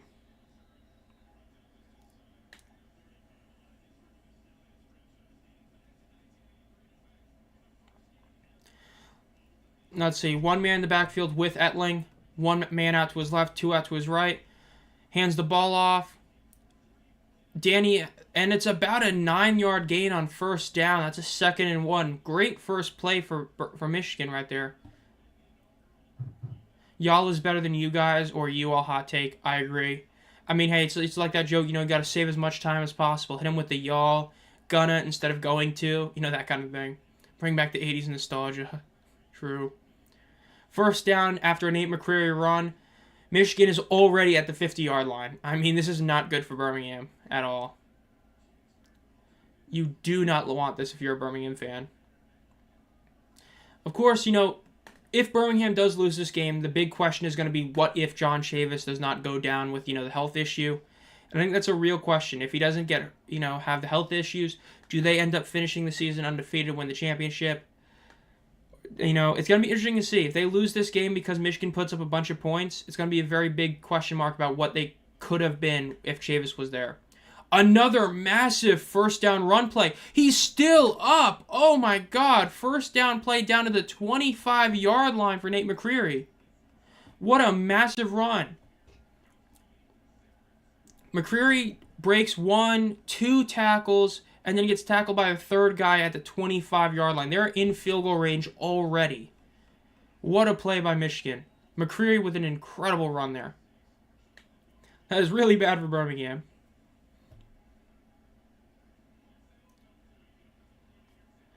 We lucky Fox gets the championship too. No betting talk. Facts. Quick pass out to the right. About a 7-yard gain. Gets out of bounds. They might give him 8 yards, but probably 7. I was here for the downfall of the Stallions. They look tired to BH. It's just, I mean, they're just not looking as good. I mean, their defense has not been the same without Chavis. And then as for, the offense, it hasn't been clicking recently. After the Houston game, it just hasn't been clicking. 2nd and 2, they did give him the 8 yards. So, yeah, McCreary just changed the game. Yeah, that was a massive play. I agree with that. 2nd and 2, hand the ball off. He's bouncing back. Not the best decision. They're going to lose 3 yards there. That's going to be about 3rd and 5. I was here in case y'all don't know who that is. Bro, that's great.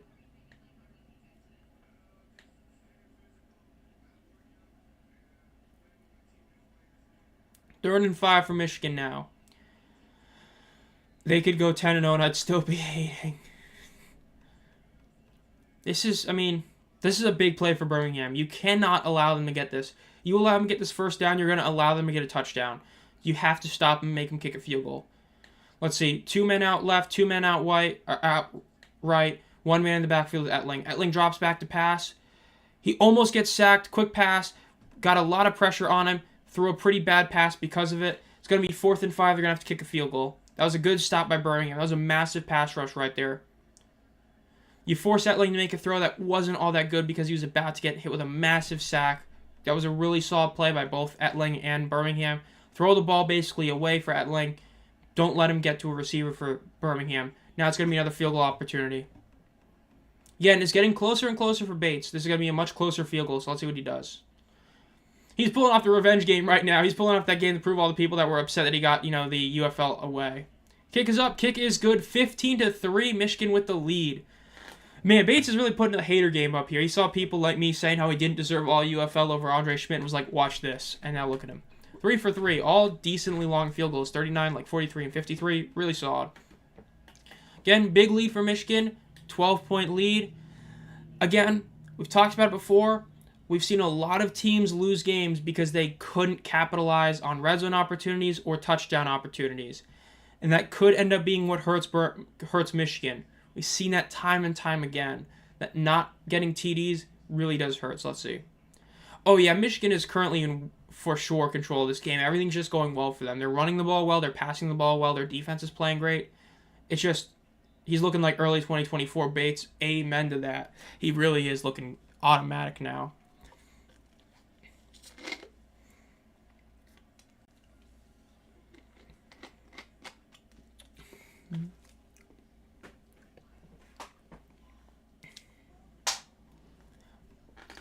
This is just, I'm kind of in disbelief with how Michigan's playing this game, but hey, we'll see. Battlehawks versus Brahmas last week was basically a field goal party, and that hurt the Brahmas. Yeah, them having a kicker that doesn't have a powerful leg definitely did hurt them a lot, that's for sure. Yeah, we're getting closer and closer to the championship game, and you know what? I would be so happy if the Panthers make it. I would love to see them play live. I haven't been able to do that since I've only been able to go to the championship game last year, but we'll see if they can pull it off. It'll be interesting to see what they do in the second half. Second half, Birmingham has made a killing off of. Can't give them the ball with 2 minutes left. They'll score. We'll see what happens. Gotta love it. You hear ESPN bet all the time during the game, and then as soon as you get off the game, you get the Stephen A commercial with ESPN bet. That's just... Also, that kicker, thanks to that kicker. Yeah, Ryan Santoso, look, people can say it was blocked all they want. At the end of the day, a kicker with a not-so-strong leg. See, the thing is with a kicker, right? So, this is the field, right? This is, my hand is the field, basically, right? If you're a good kicker, if you have a powerful leg, when you kick the ball, you're able to kick it so it goes like that. If you're a weak kicker, you have to kick it like this. Because the higher the arc you get, the less distance you get versus a line drive, basically. It's like a line drive versus a pop fly. So a guy like Bates can just, he may not be the most accurate, but his leg is strong enough to where when he kicks that, it can go to a higher arc, which makes it harder to block.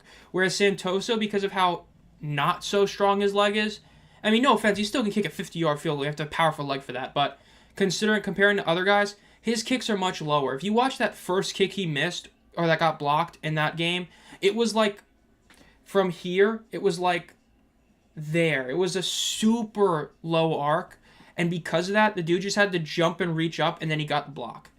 That's the difference with a guy like Bates and Santoso, and that is why Santoso is the weakest kicker in the league. I fully agree with what Royce is saying. Definitely the worst kicker in the league.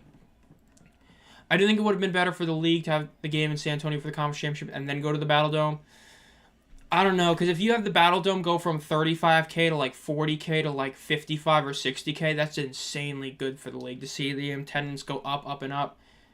Santoso is also a bum compared to D. Yeah, people can hate on D Strong for being a YouTuber, but the fact is he got the job because he had a powerful leg.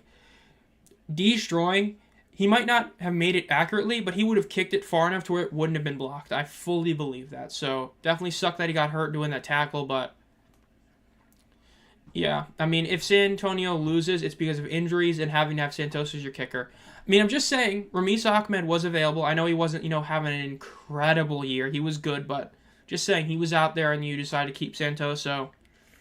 Wow, muffed kickoff by... Oh, no! Muffed kickoff by Birmingham. They get lucky. They got the ball back, but barely. They only got to, like, the 20-yard line. This is, I mean, everything's going bad for Birmingham. I forgot about destroying, maybe. The Brahmas get a home game. That was bad right there. Not going to lie, De La Gea is a sick-ass last name. True. Man, that was a bad muff by Birmingham. That was I mean, they're getting kickoffs really low. I mean, the whole thing is that, with the USFL kickoff, you're able to actually return the kickoff like a normal kickoff. You should be getting the ball like the 35, 40-yard line almost every time. Most of their drives are starting within the 20. That's terrible. Quick pass out to the right. It's caught, but immediately tackled. That's maybe a 1-yard gain with forward progress. This is going bad for Birmingham. This really is.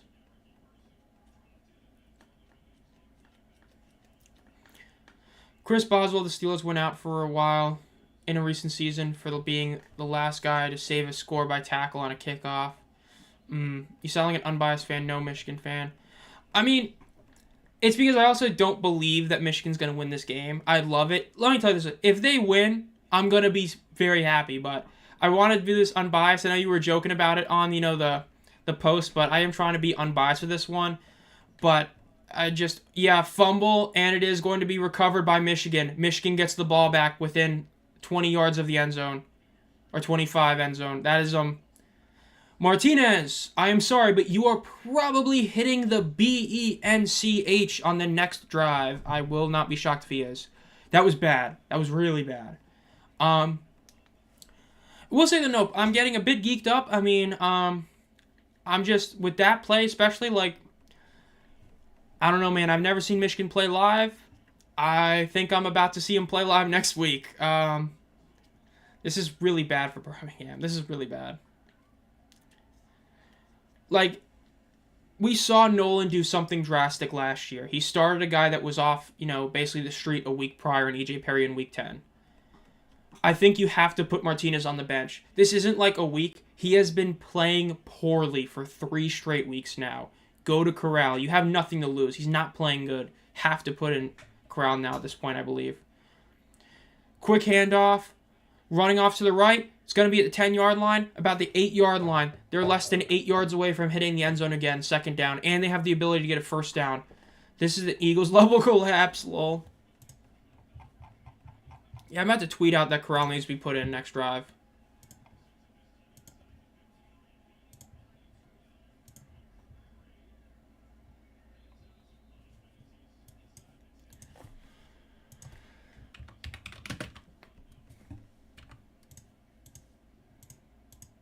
No, I didn't want to click that.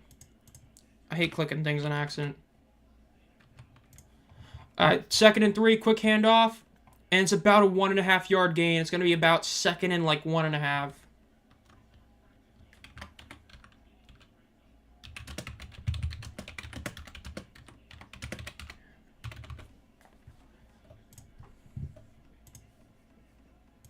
This isn't the Stallions horse pen, it's a slaughterhouse. This is really bad for them. I'm scared for Michigan, lol. How the mighty have fallen accurate, mole 10. I mean, this is just... Wouldn't you be hoping Corral stays on the bench since your Panthers would win, Martinez playing as worse? Yeah, but I mean, you also want this game to be at least close, like for the league. Again, I want Michigan to win. I'm not going to say otherwise, but it's just like, for the league, you don't want this to be a blowout, and this is looking like a blowout. Quick handoff. He trips. It's going to be 3rd and 4, or 4th and 4. They're going to have to kick this.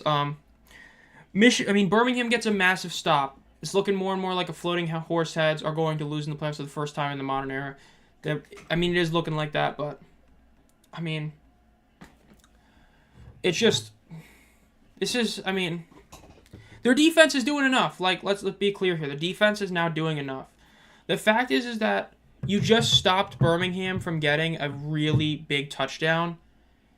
So the defense is doing enough. They're stopping Michigan enough. They're only allowing them to get field goals. Birmingham's offense has just done nothing all day. 25-yard field goal attempt for Bates. Kick is up. Kick is good. 18-3. Michigan lead with less than 4 minutes left in the half. We could have about to have some roast Panthers next week. So Breakers fans like me. Yeah, Breakers fans, that rivalry. I say rivalry just because it was a one-sided rivalry, even though it was, the legit rivalry that the league had. But yeah. This is not looking good for Birmingham. I mean, I'm sounding like a broken record, but I mean, it's just play after play. I mean, it's not even like you can blame the refs. I mean, you had a fumble right there on that by Martinez. You had another guy just get tackled early. It's going bad for Birmingham. Everything's going wrong for them except their defense. Without Chavis, they're doing enough. You're holding Michigan to multiple field goals. They're doing enough.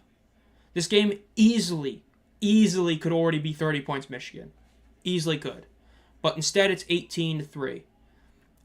I mean, Birmingham's offense needs to wake up, and that might mean benching your quarterback. Time for the glue factory.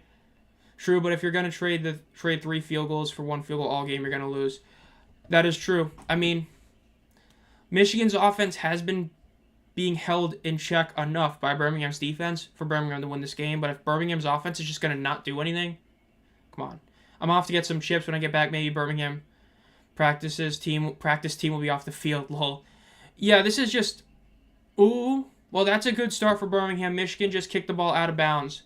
That's going to be automatic 50-yard line for Birmingham. That's a really bad kickoff right there. So, not looking good right there for Michigan right there. That's a bad play to have right after the field goal. You're giving Birmingham almost an automatic field goal position. They're less than, 20 yards away from it. That's bad. We'll see.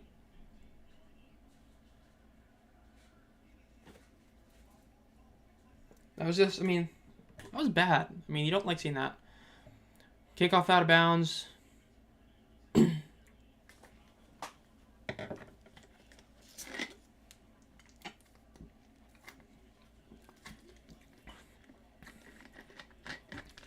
Martinez in the backfield by himself. 5 wide, 3 out left, 2 out right. Drops back. Throws a deep shot. Man wide open. Caught. Touchdown. Touchdown for Thomas. 18-9 right there. Jordan Thomas with another big play.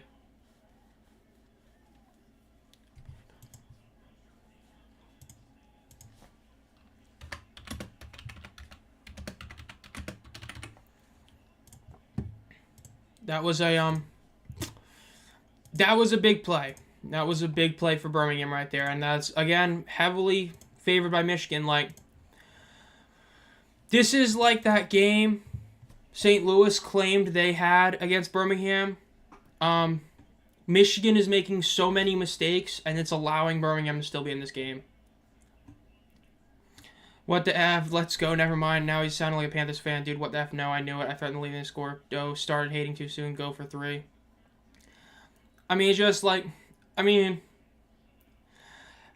just mistakes like that. I mean, you kick the ball out of bounds, and then the first play is a touchdown over the middle. You hate to see it, but let's see what happens here. Going for 2. Drops back. Quick pass to the left. It is incomplete. Dropped. That is 18-9. Michigan has the lead. It's now a 1-score game again. Like, again, this is the thing I was talking about earlier, right, with the field goal thing. Yes, Michigan is scoring more frequently, but if you're kicking field goals, Birmingham just needs one play like that. And despite that, all day, Michigan has been the far superior team. Like that, Birmingham's only down 1 score. And that's because they got a touchdown. Michigan hasn't been able to get enough touchdowns, and because of that, this game is still really winnable for, Birmingham, which Michigan touchdown puts a stranglehold in this game. I mean, yeah, Michigan needs touchdowns. I mean, if they had gotten touchdowns earlier, game would be, a lot different than it is now. But because they're not able to do it, or they haven't been, it's hurt them. This drive's going to be a big one.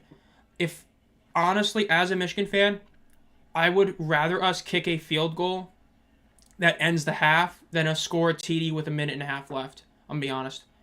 I think Michigan needs to prioritize getting this entire clock gotten down and try to head into halftime with a 2-score lead with 0 time left in the clock for Birmingham, obviously. That was a big play by Birmingham. I mean, Jordan Thomas absolutely cooked his man and just got the touchdown. Big throw by Martinez, going to save him from the potential benching. Let's see what Michigan does in the return here. Kickoff is up. Ball is going to be got at about the 1-yard line. 10, 15, 20, 25, 30. Tackled at, ooh, he almost gets to 35. About the 33.5-yard line is where Michigan's going to start with the drive. Stallions fan, don't show up so they don't exist. No, I think the crowd is definitely going to hit 10K. It looks pretty decent for this game. It doesn't look as good as, the St. Louis game, but it still looks decent, which is a bummer, but it is what it is.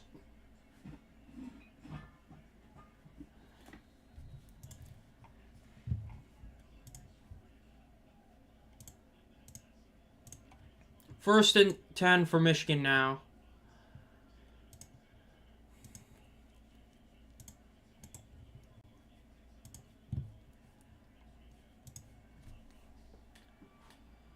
Quick pass to the left. It's first down. Why are we trying to rip on Nope? Why are we trying to rip on us, Nope? Yeah, I mean, spoken like hey, he's speaking like a true Battlehawks fan. It's just like G-Man speaking like a true Showboats fan, basically. Okay, another roughing the passer call. Time for everybody's favorite deal. Let's see what these are. Time to see what it is. We got to see this replay. Is it Carlos Davis again? Let's see. Is this a legit RTP or is this a not really legit RTP? Let's watch the replay. Okay. Etling drops back. Quick pass. Yeah. Similar to the last one, he had time to slow down. He didn't slow down. Etling threw it, and he just sprinted into him. Reluctantly, I have to agree with that one again. 10K, yeah, no, shut them down. Those are regular season numbers. The Panthers would easily get 15K. That I don't agree with. I don't think Michigan would hit 15K. Michigan never even hit 10K this year. I do not think they hit 15. I think they might have hit 12. They had the playoff game, but 10K is a bit much. Or 15 is a bit much. I don't see that happening.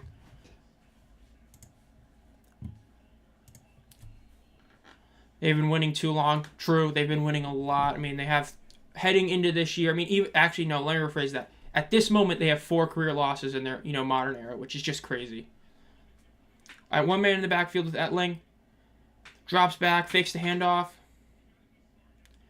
Runs to the right. And he gets hit really hard. It's going to be a loss of 2 yards. Michigan would hit 10K. Yeah, I agree. They'd hit 10K, but 15, no. I don't see them hitting 15.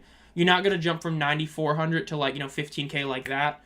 But I do think they could have jumped from 9.5 to 11K. I definitely could see that. Coking, lol. Lol. True. Davis is going to get the wrath if they end up losing. True. Especially because they're not the biggest roughing the passer calls, but they're both textbook, you can't argue, clearly illegal hits. So it's not like some of the other calls which are debatable, like the COC Mariner hit. Those are both clear roughing the passer calls by rule. There's nothing you can be upset at as a Stallions fan, except Carlos Davis. First timeout for Michigan, 2 minutes and 1 second left. I don't like this. They need this first down. If you don't get the first down, you're going to have to once again kick a field goal, and you're giving Birmingham enough time to go downfield and score a touchdown. Birmingham still has all 3 timeouts. That is not what you want to see if you're a Michigan fan. Attendance is fine. I think it's good enough. Is it going to be a disappointing number? Yes, but it is what it is.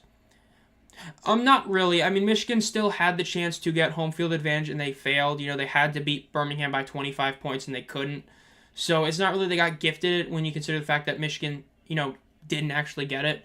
I mean, you still were playing for the 1 seed, because remember, whoever's the home team gets to choose whether or not they kick off or receive the ball, and you naturally win the thing, so yeah. Michigan fan or Stallions fan hater. Michigan fan or Stallions hater. I mean, bro, you're talking like a true Stallions hater. The crowd is loud, which I like. True. The crowds this year have been much louder than they were last year for really both leagues, which is great to see. Drops back. Pass over to the right. It's not going to be a first down, but it's going to be close. That's going to be about a 4th and 1.5. I'm going to be honest. As a Michigan fan, I want them to go for this. I do want them to go for this. You kick a field goal here, that's great. But you're giving Birmingham time to go score a touchdown. I mean, I get it's a risky play, especially at the point. I get, take the points. I would go for it. I think they need to go for it. You're going to lose the game if you keep kicking field goals. You can only have so many of those Luis Aguilar 8-for-8 games, which I get, Bates is technically on pace for, but I agree. That's 3 go-for-it's right there, back to back to back, and I agree. I would go for it. It's a risky play, and I'm usually a conservative guy in terms of, don't go for it, don't do a big play, do go for it.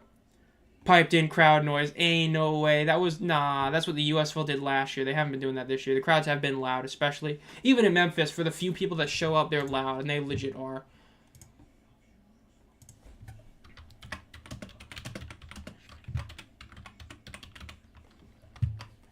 Yeah, I'm even posting on X. I'm putting go for it, Michigan. They need to go for it.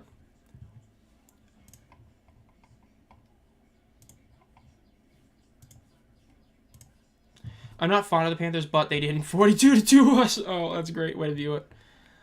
But yeah, I mean, it's just, again, you got to go for it in this situation. You've been kicking field goal after field goal. If you kick another one, you're not getting a big lead. You're just increasing it barely. But if you get it, especially because it's not like you have 20 seconds left, right? You have 2 minutes left. Birmingham will have more than enough time to go for a touchdown. And because you had to use a timeout earlier, it's not even like you can really get the ball back and have a lot of time. Best case scenario, you get the ball back with maybe 40 seconds left with no timeouts. So, I don't know. I'd go for it. It's risky, but you're already going to give Birmingham the ball back anyway when you score. So do it anyway. And, of course, again, Bates has not been automatic all season. He's been automatic today.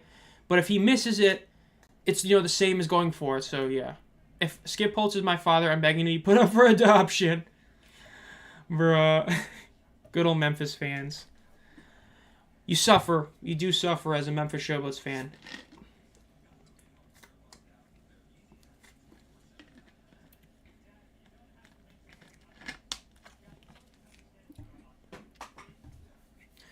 Man, I hate how many ads we're getting. I just want to see them go for this. They need to go for this play. You're having so much time to make a good play. Just do something simple. You got 2 good running backs, right? You're not at that point where it's, a easy, quick handoff. Oh, they're kicking it. Bates, please make this kick. If he misses this kick, I'm going to be so mildly annoyed if he misses this kick. He'd coach you up on that decision sheet, man. No Showboats fan will harm into making this game. Go Boats. Please, Bates, just make this kick. I really don't like them kicking it here, but as long as he makes it. If he misses it, that's going to be so upsetting, but let's see. Adoption ain't saving you. 51-yard field goal attempt. He can make this distance-wise. It's can he make it through the uprights? Let's see. Ball snapped. Kick is up.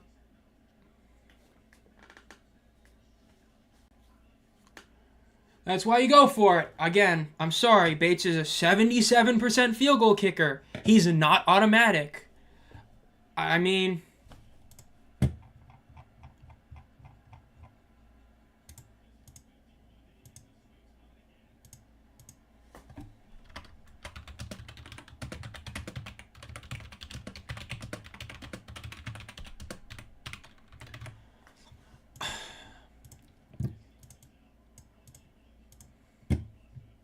That's just, I mean...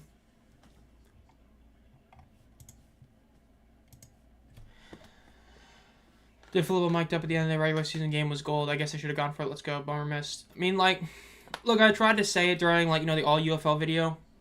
Bates got a ton of hype, and it was deserved. But he's a 77% field goal kicker in the regular season. That's not decent. That's a bad number. That's an objectively bad number. You do not want to be under 80%. He is not automatic. You're pushing your luck, especially as, remember Luis Aguilar's game last year for the USFL? I know Nope won't because he wasn't a USFL guy, but he was legitimately on the injury report because kickers are not used to kicking the ball, 10-plus times in a game. And I get he was the punter as well. By the way, incomplete pass can be 3rd and 5 for Birmingham. But, you're telling him to kick 5 field goals in one half. He already has made a mistake because he's your kickoff guy and he missed the kickoff on, the the out of bounds one. That was a bad decision to kick that field goal. Can Michigan's defense, though, make the big play? There's a flag on the field. Let's see what the flag is. Intentional grounding on the offense. That's something else. I'm a 5-star recruit for D1 Stallions hating. 3rd down and a penalty. That's another penalty by Martinez or by the offense for Birmingham.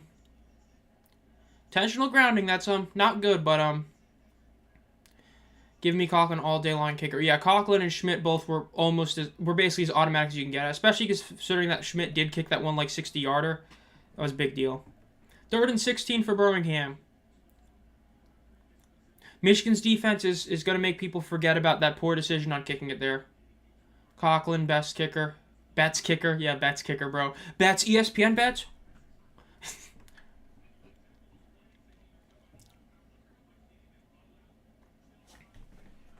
Now let's see what they do here. 3rd and 16. This is not good for Birmingham, but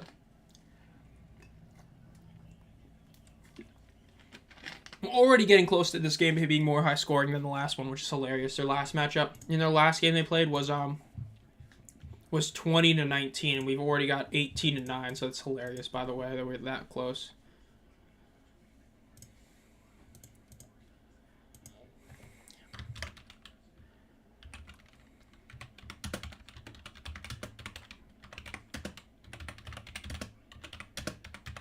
There's also a 10-second runoff, so it's going to be 1 minute and 11 seconds left. That does kind of hurt Michigan, though.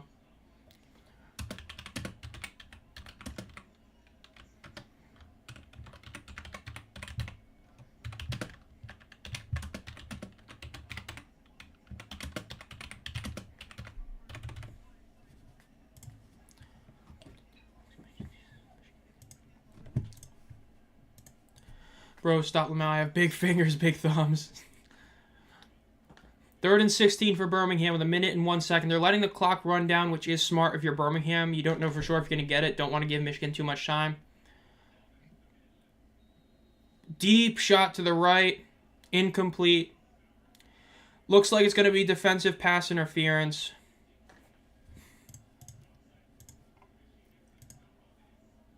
Defensive hold.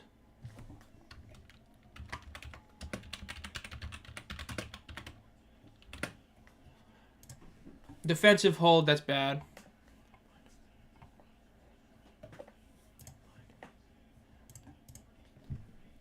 Automatic 1st down.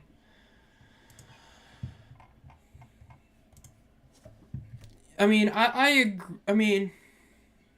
don't know. I guess just saying you don't want to get beat deep again, which I 100% understand that argument. That is a very valid, fair argument to be made. But it's just that's you hate seeing that right there.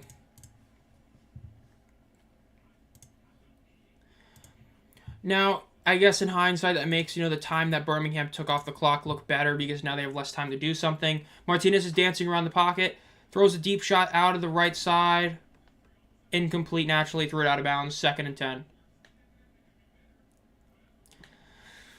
10. This is something else. Remember, if you haven't already, make sure to like the stream. We're at like 12 likes right now, which is a really solid number to see for a stream. We got 18 to 20 people here. YouTube's so weird. On one site it says I have 18, one it says 20, which is also one of the better numbers we've seen all year. So this is going really well so far.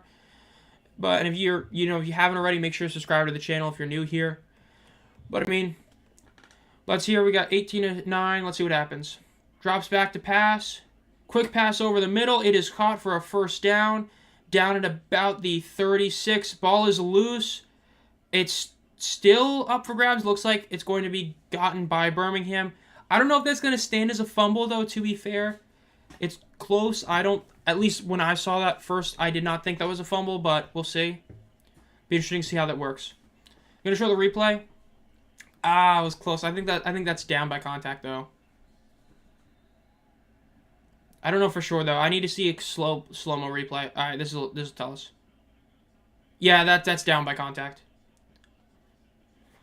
That definitely should be down by contact. Nice hustle by Williams. That really was. Subscribe for quality content. Thank you, Trevor. Love seeing that. Sucks that we're not going to do another live stream game for probably a while, though, naturally. I might honestly do one during the NFL season. I might, but naturally, I would do the championship game, except, I'm going to be at the game, so I can't really do that, but I've been enjoying doing these live streams, honestly, and, hopefully I can get some stuff set up to make it better next year, not have the delay, so we'll see. I think his knee was down personally. I agree. From that angle they showed the slow-mo, it looked like his knee was down first. I agree with that. Giddy up, go Stallions. 1st and 10, 32 seconds left. Good old Kai Nakua, most famously known as Puka Nakua's brother. Gotta love how that works. And they just talked about Puka Nakua. Alright, 1st and 10 at about the 31-yard line. Martinez drops back, throws over the middle or throws to the left. It is incomplete. Bit overthrown, but it was better to be overthrown. That was about to 3 Michigan defenders. 2nd and 10 with 27 seconds left. BM still has 2 timeouts left. Let's see what they do here. Showing some coaching right there with Holtz and Martinez. Nebraska Martinez.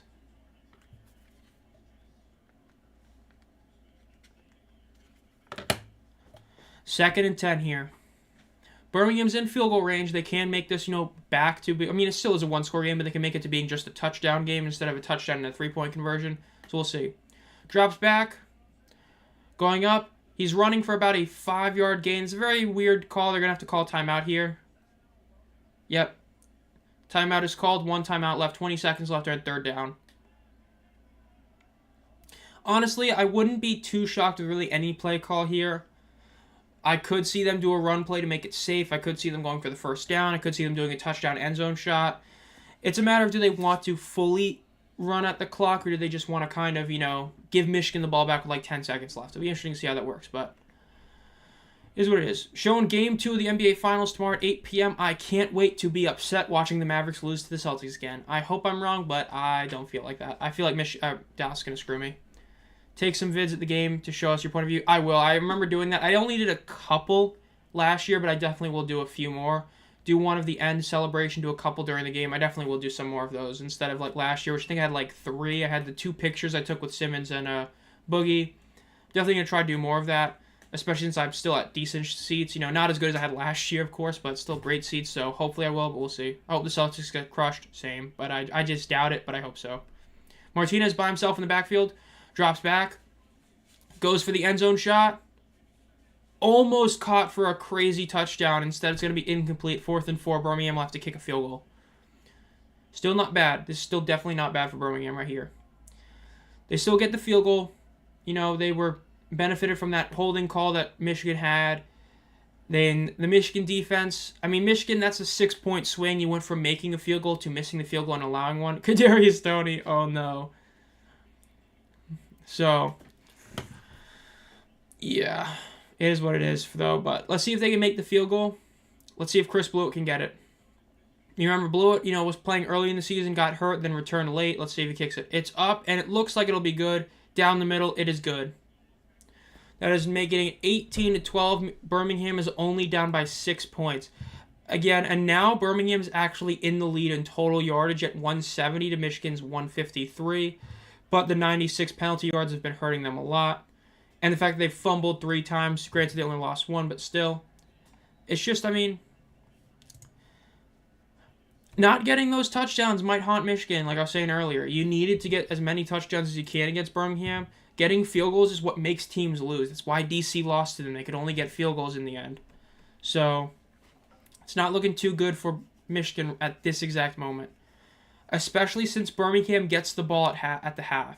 That's what really hurts, is Birmingham's going to have a shot to immediately get the lead right when the half is over, since they get the ball back, which is definitely not what you want to see as a Michigan fan. So it is what it is there, but we'll see. Stallions are awakening, especially we do better in the second half. And it's like I was saying earlier, right? You can't give Birmingham the ball with 2 minutes left. They always score, and that's exactly what Michigan did. That's why you go for it there. If you go for it and fail, you can at least say you tried. Instead, you went to kick it, you missed the kick, and you give Birmingham a chance to go eat out almost the entire clock and score. I missed going to the Hall of Fame Stadium, went to to 10 USFL games there. I really did like that. I like being able to go to the Hall of Fame and then immediately just walk over to the stadium for the championship game. I really enjoyed that, and I do agree. It sucks not having that. Kick is up. Let's see what Michigan does here. Gets the return at the end zone to the 10, to the 20, to the 30, and he gets tackled down about the 42. That was almost a massively dangerous return. Let's see, do they just go for a Hail Mary? I mean, why not, honestly? Doing some more coaching, with Skip and Adrian. I am stoked going to Canton to see Hall of Fame in 2 weeks. Nice. I really did enjoy it. It was a really fun experience. And if you want, you can also go to the Rock and Roll Hall of Fame. It's like an hour away. Not even an hour away. It's like less than 30 minutes away in Chicago. That's what I did, and I had a really good time doing that. Let's see, did they just kneel the ball here, or did they decide to go for a touchdown? They kneel it. So we're going to the halftime. 18-12. Michigan has the lead over Birmingham. Again, Birmingham is now taking the advantage in a lot of stats, though the eye test will tell you that they've been playing worse. But that's in part because Michigan can only do so much. At the end of the day, their ground game is still not insane. Once you get past that 25-yard run Nate McCreary had, at the end of the day, Colburn is 5 attempts for 4 yards. And McCreary, minus the 25-yard long he had, is 7 carries for like 29 yards, which isn't bad, but it's not all that good. So it's definitely hurting them, especially because both QBs have 10 completions, but Martinez's are for 164 yards versus Etling's 104. Not getting first downs is really, or not getting touchdowns is really hurting Michigan right now. So we'll see if they pull off at the halftime. It's going to be very interesting to see what they do here. Do at the half. That's for sure.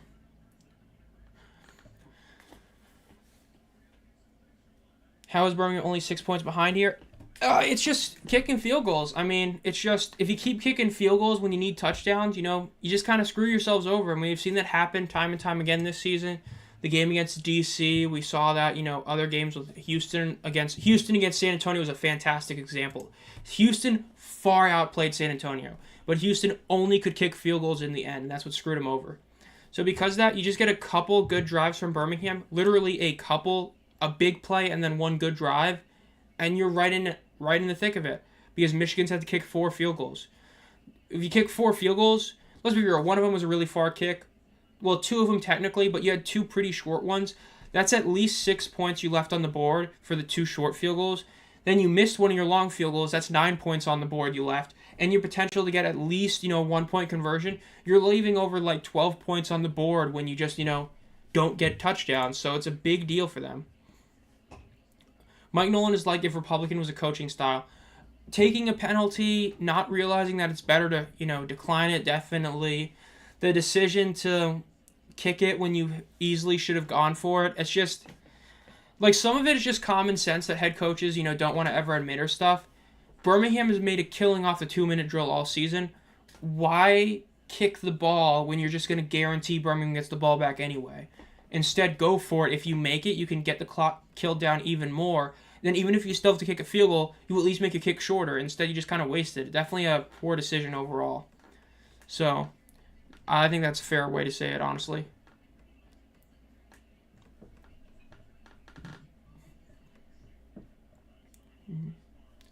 Definitely not the best, but kind of is what it is. All right, I'll be right back, guys. I'm gonna go get something to eat real quick while we're at the half, so I'll be right back in just a second.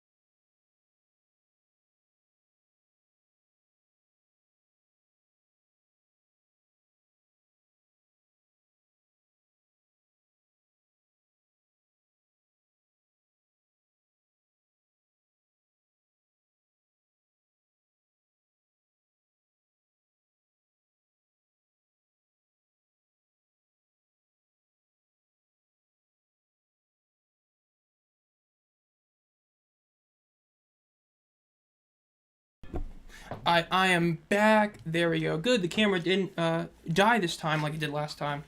I got some Cheetos. So let's go. Okay, let's see what I missed here. How is Birmingham 06? Mike Nolan is the Curtis Johnson is Democrat. Legendary teams always come back when mounted with the odds. That is true for sure. I agree with that for sure.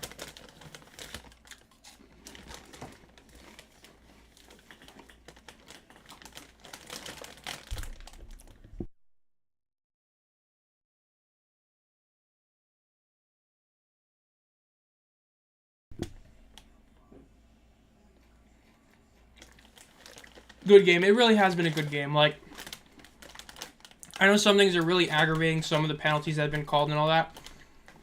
But it definitely has been a good game objectively. It's a really close game. The fact is that Birmingham is proving just how important touchdowns are and why that, yeah, field goals, are good and all, but you have to score touchdowns. It really is a good game so far. I agree. Munching on Special K. Yeah, this is like one of the very few things I actually have here at home, so I'm just, saw some Cheetos, I got it.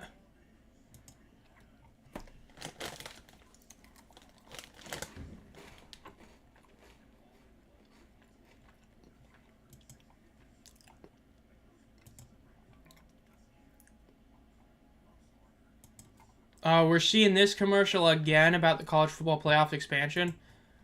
This is every single halftime we're seeing this one. It's getting a bit old. I'm gonna be honest.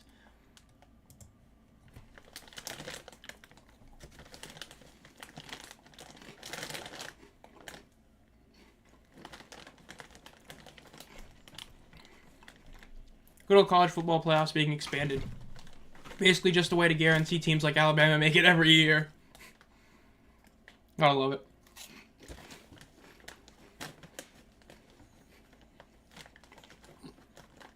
Regional ad for me. Yeah, it's probably since I'm watching this on ESPN+. Alright, well.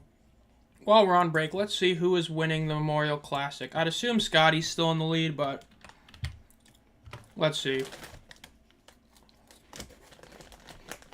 Yeah, Scotty shot 1 under, at least so far. Actually, I'm not going to believe that. Google's been kind of wrong recently. Yeah, Scotty is currently up 2 strokes over Hadwin, and then 2 strokes over the next guys. So, doing pretty good so far. Good old Scotty Scheffler.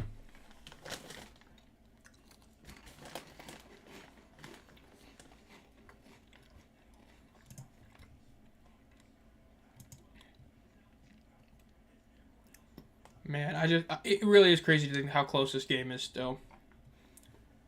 Despite how really poor Birmingham played like a lot of that first half. It really is crazy how close it is.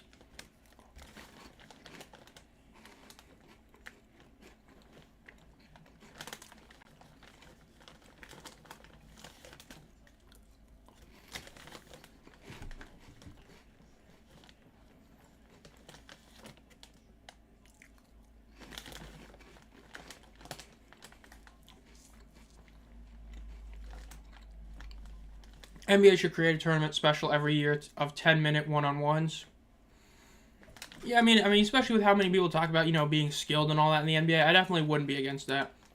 I mean, hey, it's probably better than the dunk competition they currently have. I mean, the dunk contest is pretty bad so far.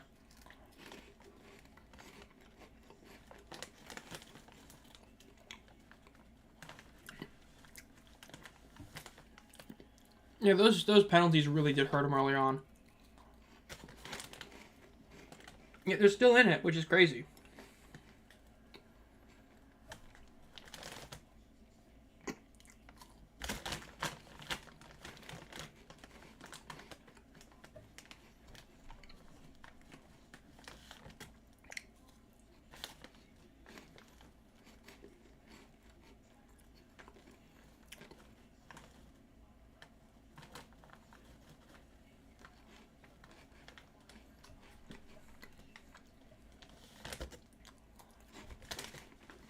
Embarrassing for the NBA that I could come up with that, because I know almost no ball in that sport. I mean, it's like nowadays you see a lot of NBA players talk about how, talented people are, how good their handles are. And it's like, why not have a 1v1 tournament? Honestly, why not? I mean, the skills competition is kind of mid, I'm not going to lie. Like, I mean, all it was is, laughing at the number 1 overall picks being bad was basically all it was. And then proof of why team chemistry matters. That's just, I mean, the 3-point contest is like the only event that's still good. That shows you the grit of the Stallions. I mean, honestly, this game looks a lot like the DC game. This is them playing worse. Yes, statistically, they're technically doing better. But eye test, they're doing everything in their power to lose, yet they're still very much in this game. And they definitely could easily win that.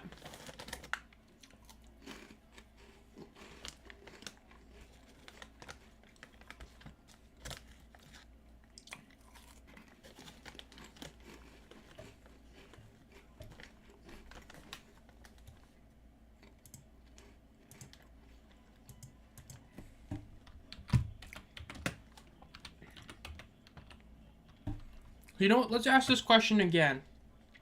I know we asked this at the beginning of the game, but now that it's, farther in, let's ask who wins this game again. Michigan. Birmingham.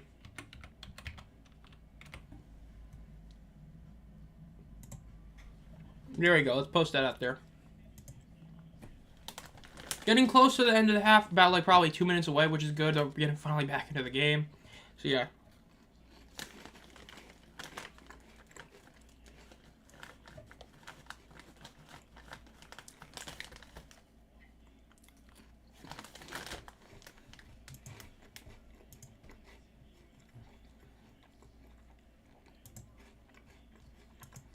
Bro, Sports Center really just put out a thing of a dude and a stallion and a horse mask just dancing. That's actually hilarious.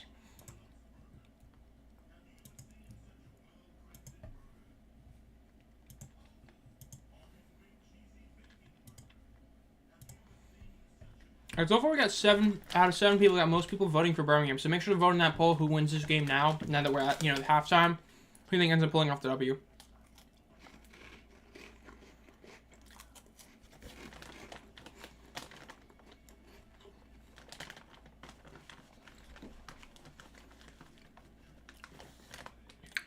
Sticking with my original pick, regrettably.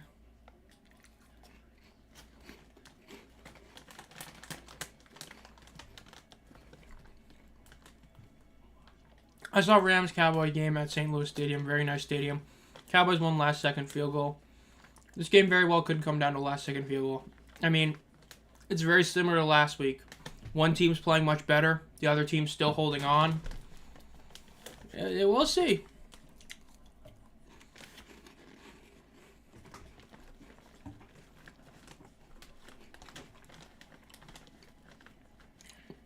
I just have that feeling that the reason Michigan would lose this game is because those 3 points that were left on the board early on. I think that would really be... I think that if Michigan loses, it's because of that. I don't think they lose this game by like 16 points. I think it's because of like a 3-point margin that they just did to themselves, honestly.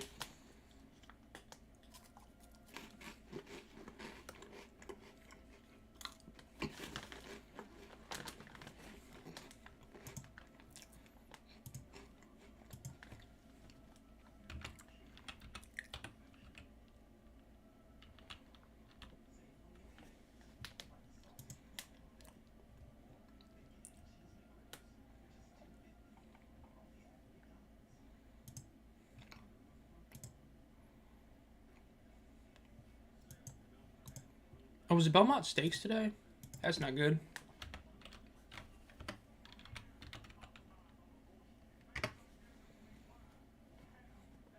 Ah, it is. So that probably is going to hurt the ratings, but it is what it is. Cheetos Puffs mid, bro. Ain't no way. I mean... Nah. The crunchy ones are good, but at the same time, it's like, there's so much in all that. Welcome to Delicious. Why do companies like breaking grammar? True. Honestly, true. You gotta love it.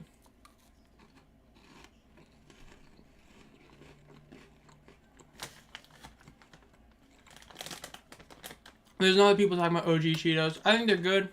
It's just like I have to be in the mood for them. Went to the store, got some chips and soda. Yeah, Michigan had a chance to go for... Sponsored by Cheetos. Yeah, I mean, hey, I got hungry, need something to eat. I haven't eaten something in like 5 hours. I mean, but basically Michigan got to a point where they were at 4th and like 2. They're 4th and 2. Should have gone for it.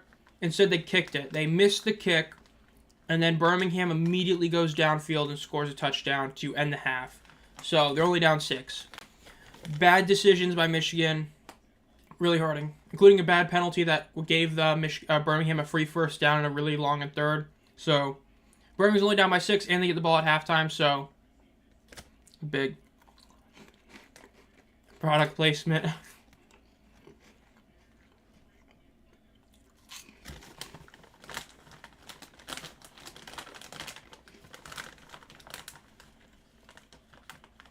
$85 penalty yards in one half is crazy. It really is.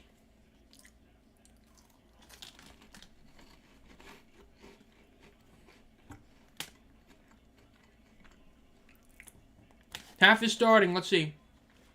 Remind me of Garden Warfare Cheetos promo. I'm eating Fritos, corn chips. Ball is kicked off. Birmingham gets the ball at the 20, 25, 30, 40, 45, 50, the 55. Oh, he gets to the opposing. He gets to the Michigan 40 with that one. That is a huge return. That's the best field possession they're gonna have to start a game all season, or all game.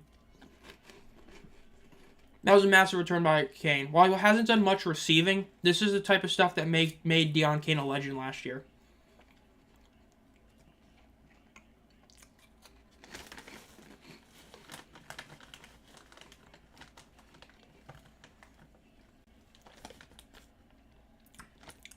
All right, going to about.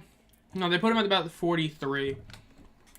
Martinez throws a deep shot to the right, and it is intercepted. That is that was a bad throw. That was a bad throw. That was way underthrown. Doesn't look like he was touched either. He got to the 30-yard line on that return.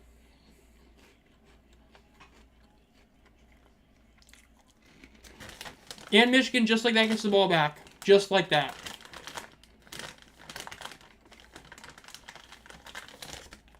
I knew I should have stayed at the store longer.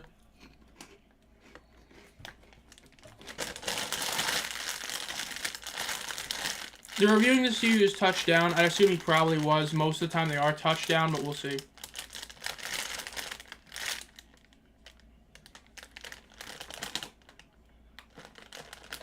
Looks like they're going to probably put him at the 1-yard line, which naturally is really tough to do anything off of. But it's still better than giving the ball to the Stallions. That's what it looks like it's going to be.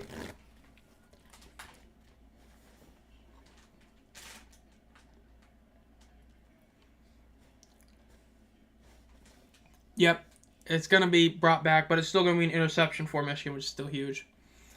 So definitely a big play right there.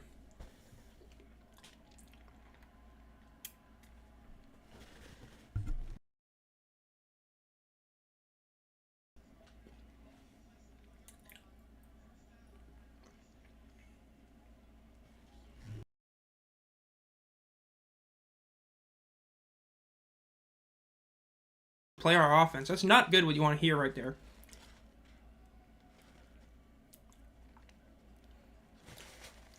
Maybe about a 1-yard gain there. Maybe with 4 progress. We'll see.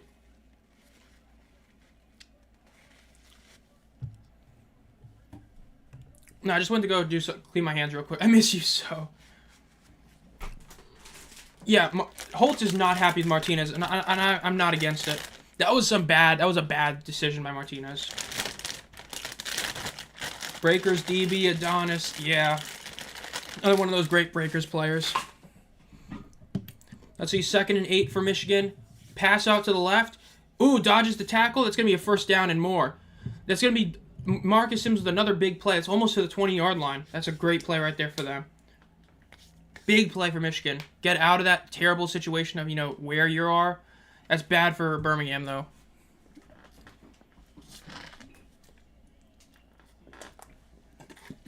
Yeah, if Michigan can pull off like a 5-6 minute drive and get a touchdown, that'd be huge.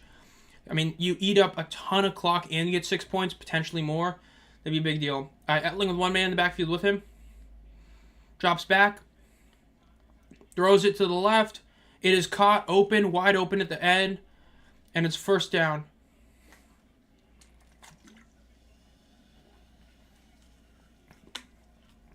And Adonis Alexander with a huge grin on the sideline after the interception.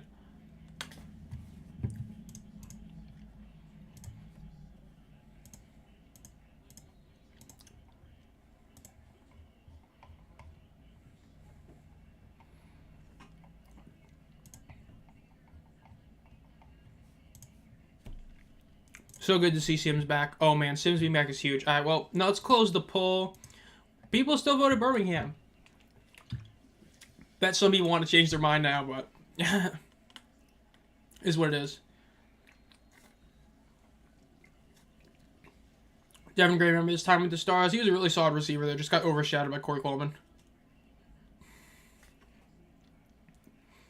I mean, he kind of gets overshadowed here, too, for the same reasons, you know, with Mariner and Sims. Quick little handoff to the right side. Maybe a 1-yard gain. Who was the QB for the Panthers when they played San Antonio? That was Danny Etling as well, but that was like his first game playing. So that was him without having a lot of time with the team. If I'm not mistaken, I'm pretty sure that was the game. I'm going to go confirm that real quick, but I'm pretty sure that was him, but it was very weird timing and all that.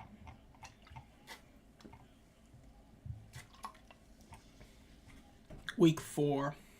What?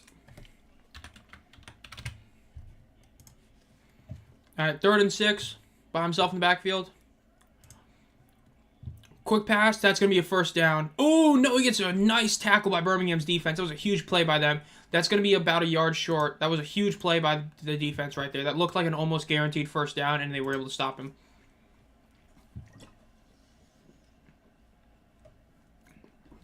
Acho is 100% right.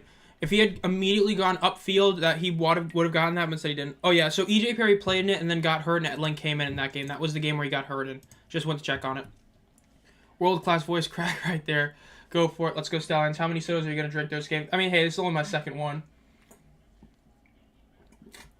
So down goes the second, and that's the last one I have with me. So that's it for all my drinks that I brought with me. Even though I could just, you know, go get one, but nah. Well, this is the first punt for Michigan. Again. Ooh, penalty? Probably a false start, but we'll see. Illegal snap. Okay, basically, so yeah.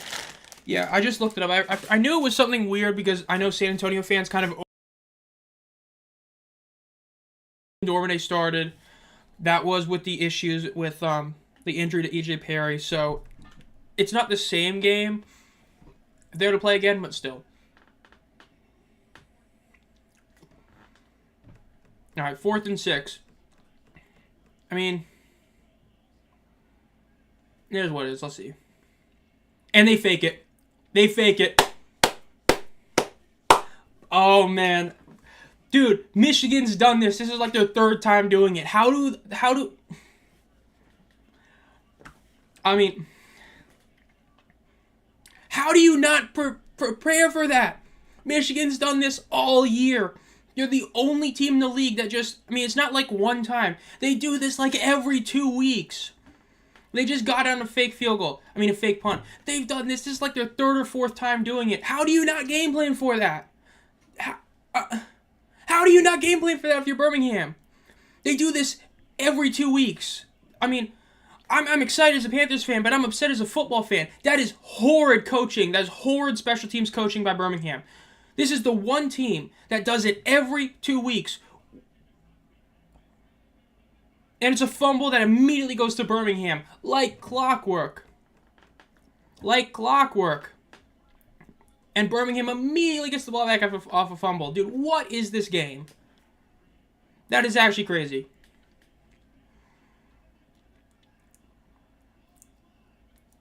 They're going to watch the replay. They're going to see if this is a fumble or if he's throwing it.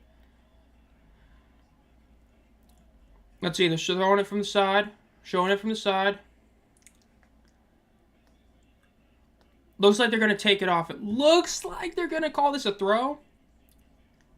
Nope, fumble. Fumble is Birmingham's ball.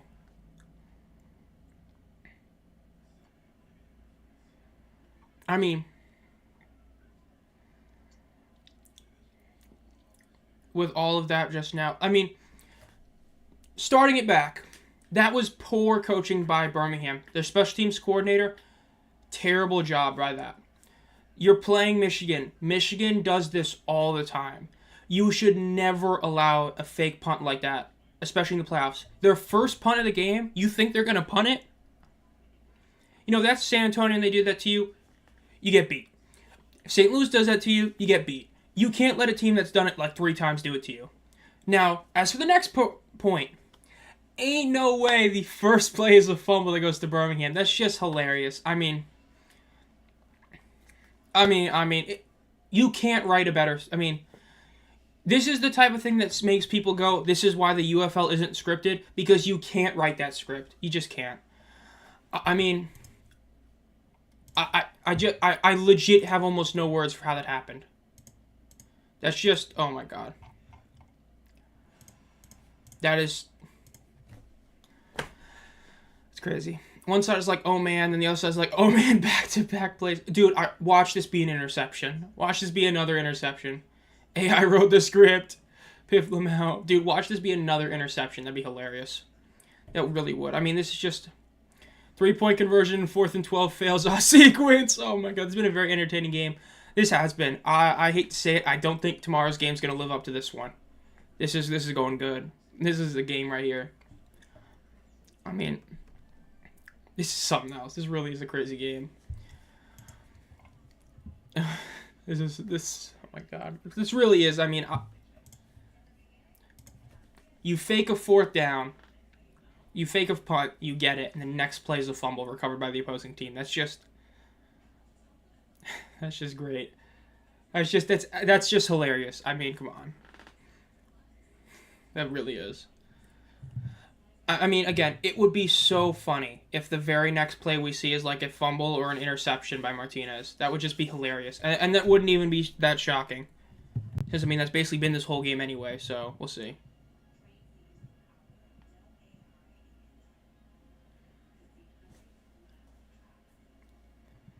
This is a game of all time. That's a good way to describe it. But in a positive way. You know, not one of the joke ways, but that is true. This is definitely a game of all time. This really is. Why is Martinez still in the game? He did have that one good drive and he had one deep shot. Now, we'll see what happens. If that did happen, you would have to bench Martinez. Yeah, if he throws an interception on this drive or fumbles it, you got to pull him out of there. Because one of his touchdowns, admittedly, is just a deep shot. Like, yes, it's a good throw, but at the end of the day, you had a guy who's wide open and you just threw it in stride. If he throws an interception or a fumble, you got to bench him. So I think this is to the point where it's if you're Martinez, you have no mistakes. You make a mistake, you're out of the game. Especially because that last interception he threw was entirely on him and was a bad throw. So, we'll see what he does here. Be interesting. So, let's go. Showing some of the fans there. Again, I know Strange is there somewhere in the end zone. At least he might be now, maybe later, but we'll see. Let's see. All right, they're going to have the ball at about the 50 or about the 49-yard line. Their 49-yard line, so they're getting close to, getting in field goal range already. Let's see what they do here. One man in the backfield with Martinez. Does a slow handoff. Ends up being maybe a half-yard gain. Bad first down play right there. Person only gains about like half a yard there, if that. So, already a not-so-great start, but again, we saw that earlier. Let's see if they can keep it up.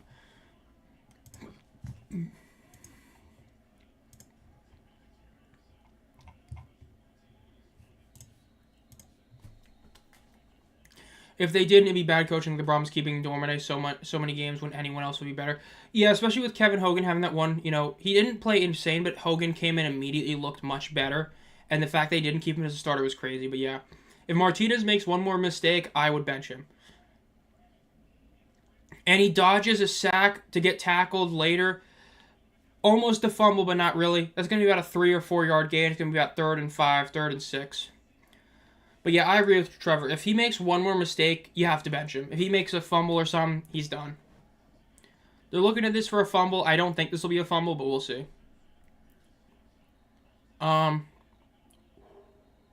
Ooh, that depends what they define as down. That is if his ankle is down. That is very close. The call in the field was that it was a no fumble. So if it stays no fumble, it's 100% understandable because it's really close, but we'll see.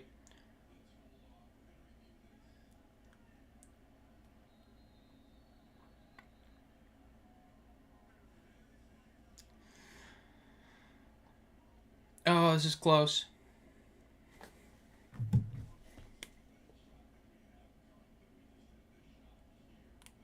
Looks like it, sounds like it's, and looks like it's gonna be Michigan ball.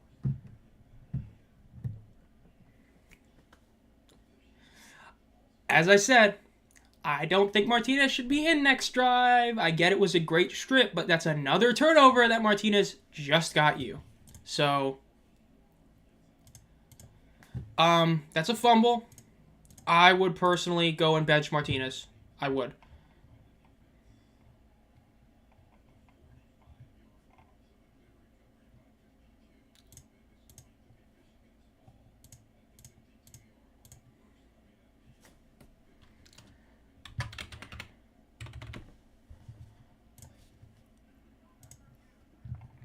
Yeah, I would bench Martinez now.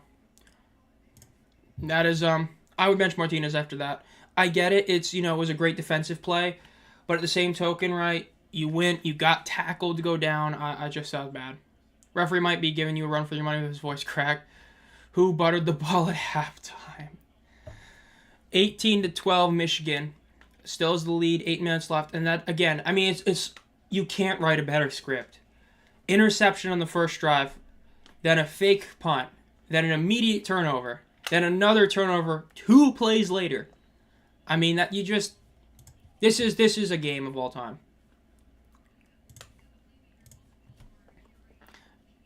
Nice one, Royce. True. I mean, definitely it looks like this. Oh, there's something going on. 3 combined turnovers this quarter is crazy. Put in Magoo. Dude, we need Magoo back. And Etling is sacked first play for about like an 8-9 yard loss. Now it's going to be 3rd and like 18. Michigan is looking scary. Yeah, their defense really is. The offense, not as much. That was a massive play by Birmingham's defense. It's a huge sack. So, they're getting in lucky there.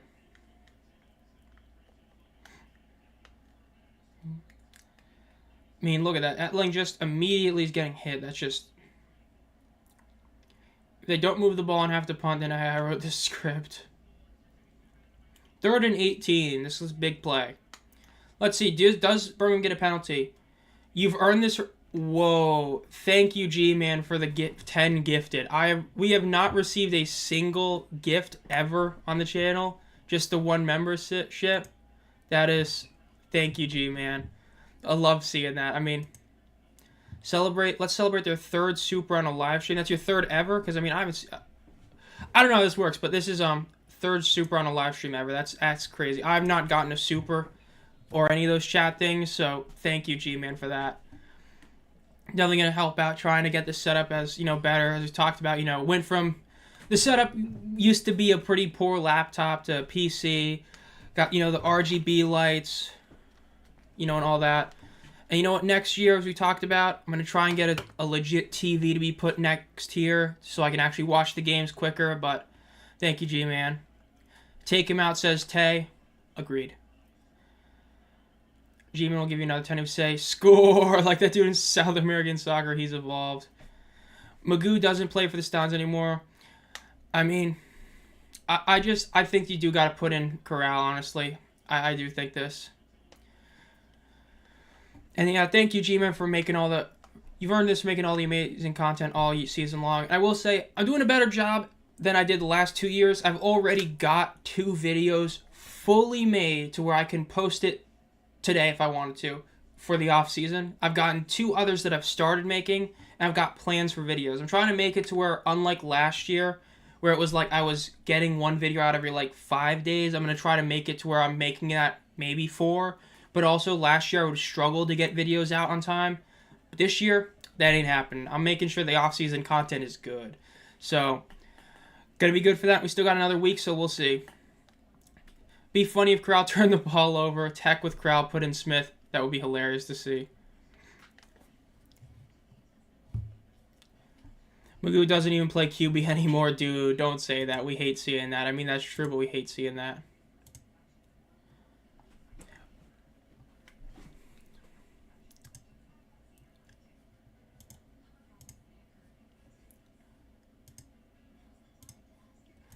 Memphis is the first team to get sold, and Smith we trust. I mean, hey, G-Man.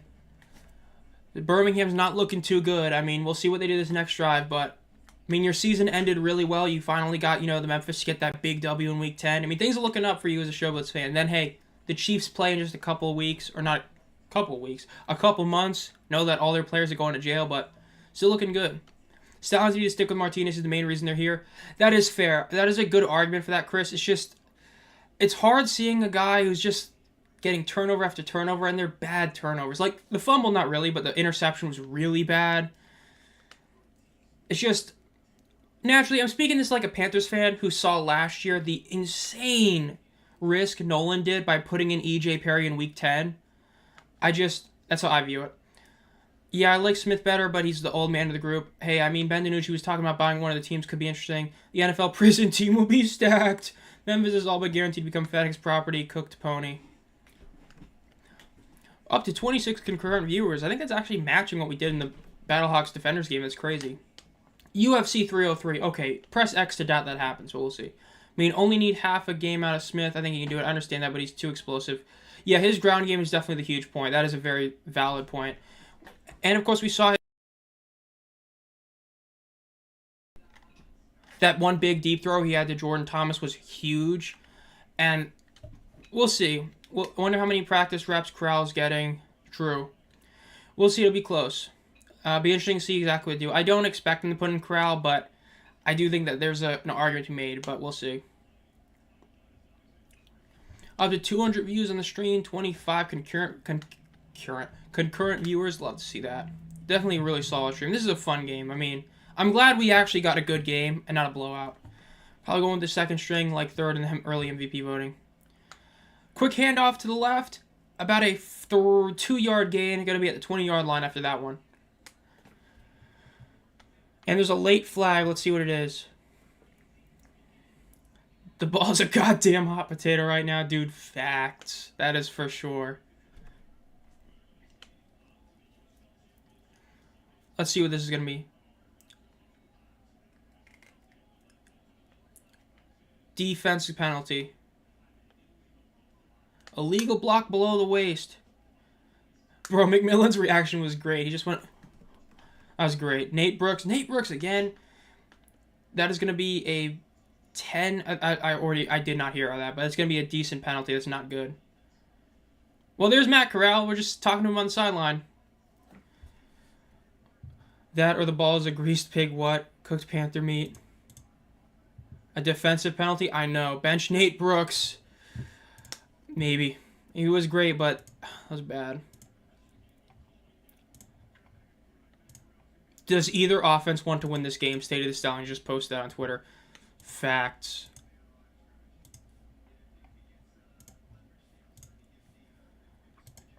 Let's see what we have here. Put in Jamarcus Russell, bro. Oh, no.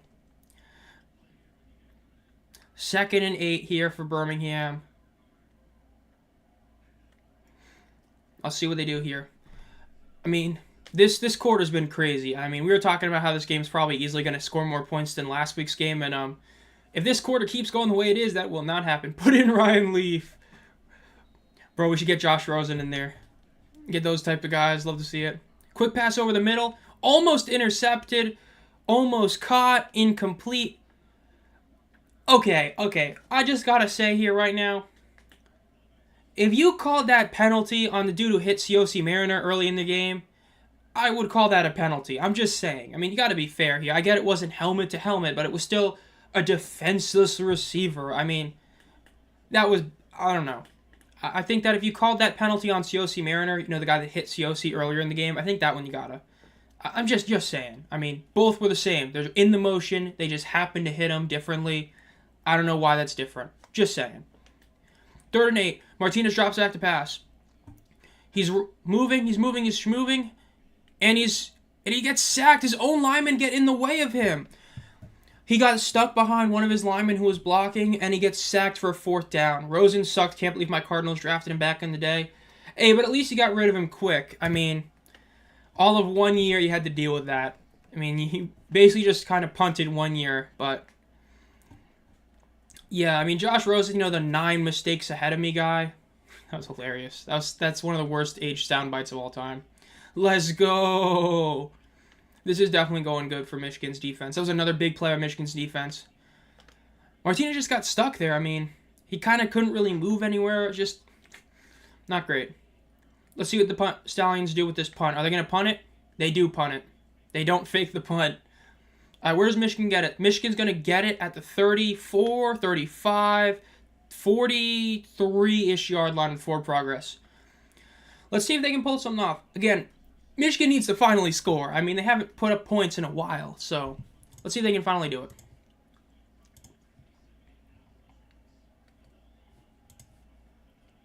Penalty on Martinez for kicking a defender in the face. It wasn't Bro's fault.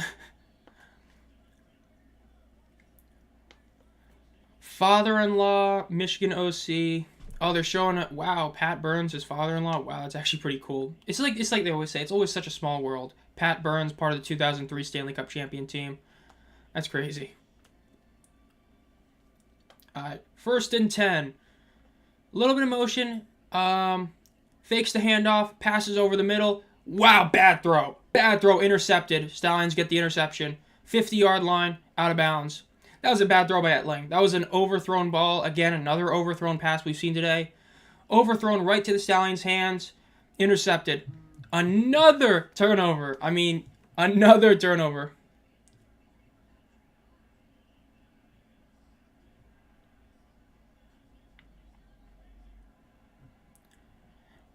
This is just...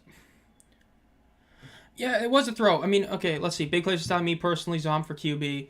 Pick Lamau, ... Let's go. What is happening? Time to put Corral in. What is happening? I'm hoping the Panthers win. There'll be a bigger draw in St. Louis than the Stallions. Well, I agree. I think that'd be a very cool game to see. Let's get to Cam Martinez. Give it back to Michigan. You can't make this shit up due to facts. This is crazy. I mean, like, 2 turnovers by each team this quarter. Does anyone want to win? Not really. I mean, no, let me take that back. Michigan's defense wants to win this game. Does anybody else? I don't know. But Michigan's defense wants to win this game. The rest of both teams, I don't know about that. All right, that's about a 6-yard pass right there to Deion Kane. A Deion Kane setting. Let's go. Wow, all these turnovers. I feel like I'm watching Teamu play. Paxton Lynch, dude. Hey, Paxton Lynch went off that Week 10 game for Michigan. I got to be honest. Nebraska Martinez versus high school. Let's try the run game. Yeah, I mean, Birmingham's barely ran the ball. They have 10 rushing attempts on the day. That is crazy low. This is, I mean, they're scared of the Battlehawks pack. All right, 1 man in the backfield with Martinez. Martinez drops back to pass. Intercepted! Oh my God, you can't make this shit up. You can't make this up. Another turnover.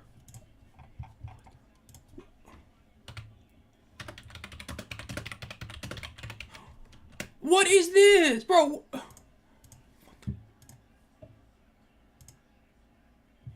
Hold up. No. That was Corral. They put in Corral. Oh my God. What the... Dude, what is this? What the... Dude, they put in Corral. Interception. What is this game? This is... Yeah, was it tipped? Yes, it was. Still an interception. Time to put in Jamar. You know what? Honestly, we need E.J. Perry versus Jamar Smith. Why not? Let's do E.J. Perry versus Jamar Smith, the QB3 battle. It's the Tank Bowl 4. Is that Danny Etling or Tim Boyle? Like, dude, what is this? Nobody is scoring. It's just turnover after turnover. Insane game. This is just... I mean, seriously, David Carr, E.J. Perry versus Alex McGuire, another pick. Passes thrown. Intercepted again! Oh, no!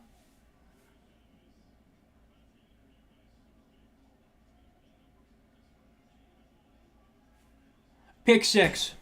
Etling just threw a pick 6. Tie game.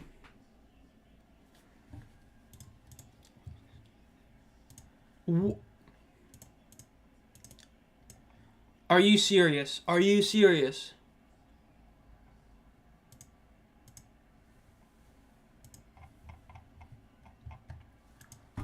Are...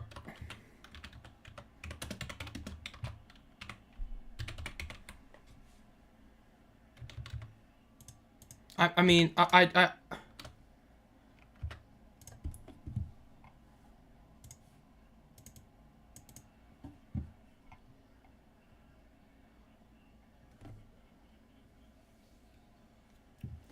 I mean, like, dude, what am I watching? 6 turnovers in this quarter. You know the league will be blasting this for exciting action in the offseason. They have to. They will be. This is something else. And it's a tie game. He failed the 1-point conversion. It's 18-18. There's an injury. There's an injured Panther. Steven, I mean, this is insane. 6 turnovers in 1 quarter. And it's not even just that they're turnovers. It's just the timing. You have a fake punt. You have an interception in the first drive. You do a fake punt to get a first down. Your next play is a turnover. Then 2 plays later, another turnover. And then we see another and another, and then you have a pick 6. I mean, it's just insane. I mean, it's crazy. And now you have an injured Panther.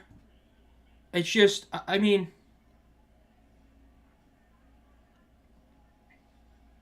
this is still the third quarter. We're still in the third quarter. I mean, time to grab Vadley. He's up. He's, limping, but he is up. But yeah, call up James Moore. Both teams looking shaky. Imagine next week in the Battle Dome, gonna get crazy with all those fans. 2.5 hours in, and we're still in the third quarter. Pickleball, anyone save us, Kenji Bahar. I mean, it's just... I mean, you can only blame the offense so much. I mean, yes, part of it is the defenses are playing great, but part of it is that the offenses are just playing horde. I mean, this is one of those, there's no words.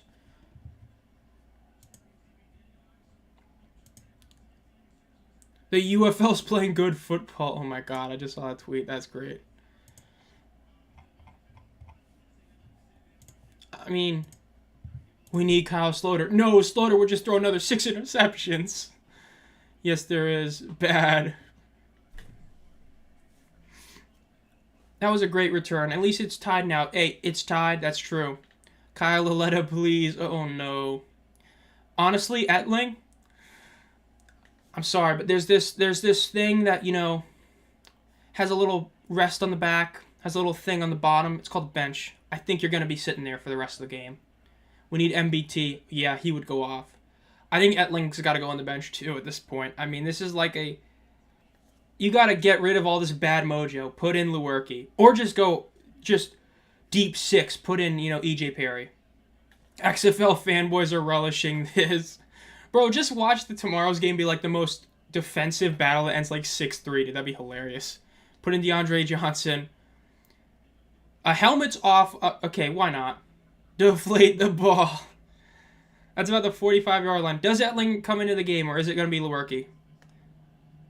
I will say, though, if Michigan loses this game, it's like I said earlier, you could argue it's because they're missing Perkins. This is where you put in Perkins right now. You can't. You have to put in either Lewerke or a barely active EJ Perry. Imagine the ratings in this game. Honestly, they might be insane, because this is like one of those things you just have to watch. Etling is still in. It's actually crazy. The football is cartoony, true. Steal some signs. All right, let's see. A quick handoff, and it's a 2-yard gain. See, that's what you got to do. You got to do some of these basic run plays. You got to get all this excitement off of you. Got to get it away. And remember, these games are supposed to be 3 hours long, by the way. I get this start at like 3:10. We are at 5:36. This game is going to be well over 3 hours. We're not even in the fourth quarter. That's just insane. Bro, the mic on Nolan is not working. That's crazy. At that point, put in a 60-year-old man, Deacon. Alright, Etling with one man in the backfield with him. Some motion. Fakes the handoff. Etling's going to throw it in the middle, and it's incomplete because of course it is. I would have just ran it there. Brandon Whedon, can you hear me? This is... I mean, this is something else. This really is. Let's see what happens. 3rd and 7.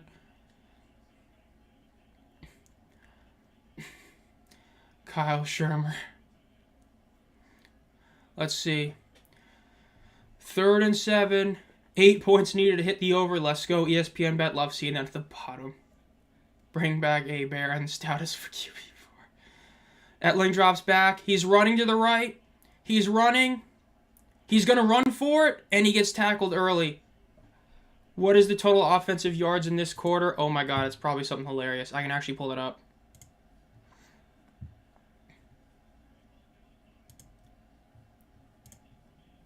Let's see, Q3. The Q3, it's less than 100 yards this quarter.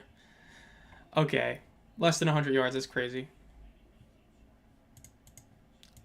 Honestly, why not go for it? Why not at this point? Malik Cunningham, save us. Mail agreement Blizzard. They're going to punt it. They're actually punting it. Look at how many guys. They have 4 guys standing back there. That scared for the fake. That's hilarious. And it's going to be a touchback. We finally had a bit of normalcy. We had a normal just punt. How about that? We can have normal things happen in our football game.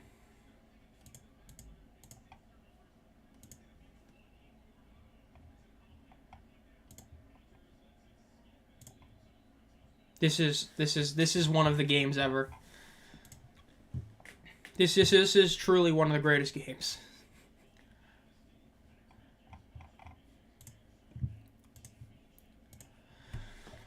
Only Jake Bobo could break this stalemate. How exciting was that? This is... Shea Patterson would never.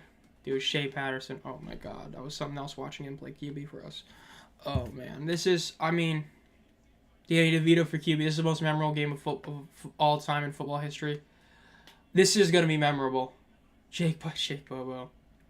This is going to be memorable. That's for sure. Corral is still in there for the Stallions, and it's a first down catch to Jordan Thomas. Whoever wins this game will play. Vinny Testaverde Jr., please. Ref cam movement like a robot. The quarter's going to finally end. We're escaping the dreaded third quarter with 6 turnovers in a quarter. Occurred 2 times in the NFL the last 20 years. 6 combined turnovers in a quarter. Oh my god. We'll probably lose next week. Honestly, at the same token, you can view this as the defense is playing out of their mind. It's going to be something else. Tom Flacco save us. Shortless pyramid magic. This is, I mean, what a quarter. Honestly, that's all I can say is what a quarter.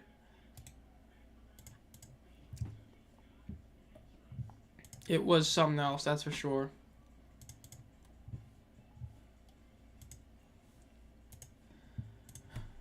At this point, who cares who wins this? They're going to get stomped by the XFL. I don't know about that. I mean, St. Louis played this bad last week. I mean, St. Louis really played this. Both teams played this bad last week, too, for the XFL. I mean, that game was ugly. This is, honestly, the championship game could be a 10-turnover game, honestly. No, I'm never. Lamar Jackson, if you can hear me. Oh, man. Finally in the fourth quarter. Can you guys believe that? We're making it out of the third quarter with this one.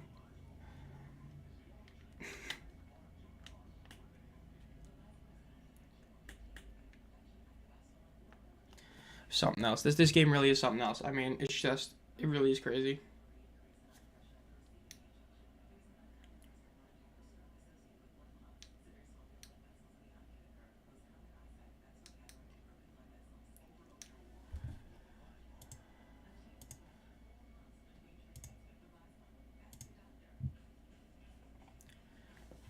Fourth quarter feels like a lifetime. Oh my god. It really is.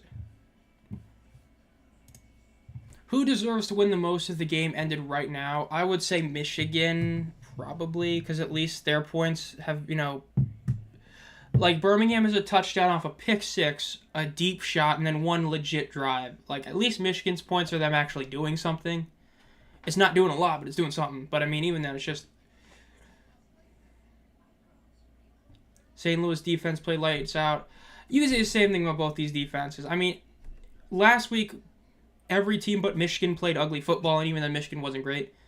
And then this week, both these teams are playing an ugly quarter. But tomorrow's game is going to be interesting to see for sure. Even though I want the Panthers to win. I mean, it's close. Stallions MVP. True. And then you got the Panthers MVP, Adrian Martinez. This is something else. Dude, people are going to be fuming when Martinez gets the MVP nod. Because, I mean, let's be real. He's getting MVP. Dude, people are going to be fuming in the comments when he gets it. I already can see that happening. On Instagram, Twitter, Reddit, everywhere. They're going to be just like, how did he win MVP? Did you see how bad he played? Oh, my God. I think the Battlehawks stomped the Brahmas, but it's going to be because of the fact the Brahmas' whole team is basically injured. It'll be interesting to see how it is.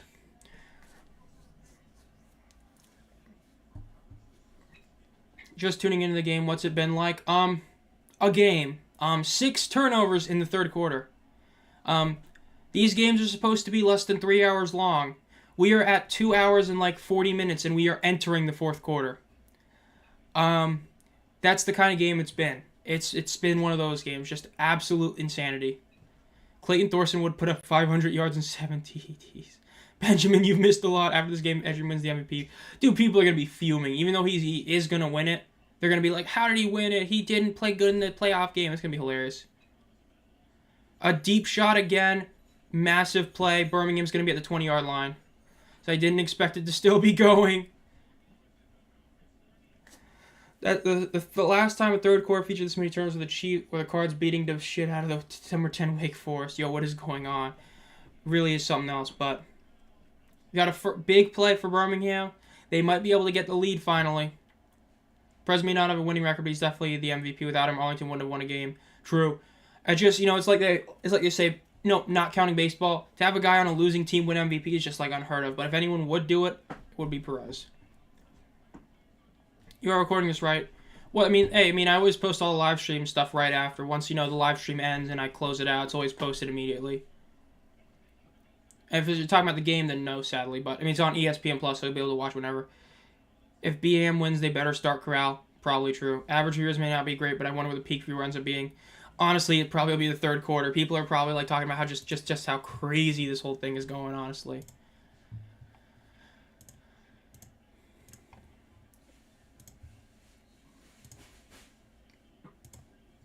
Touchdown, Birmingham. Yeah, Jeff Schwartz just posted what the third quarter was. Interception, fumble recovery, punt, interception, pick six. My God. Still no word in the attendance. Kind of shocking. See, I wonder if this is trending at all.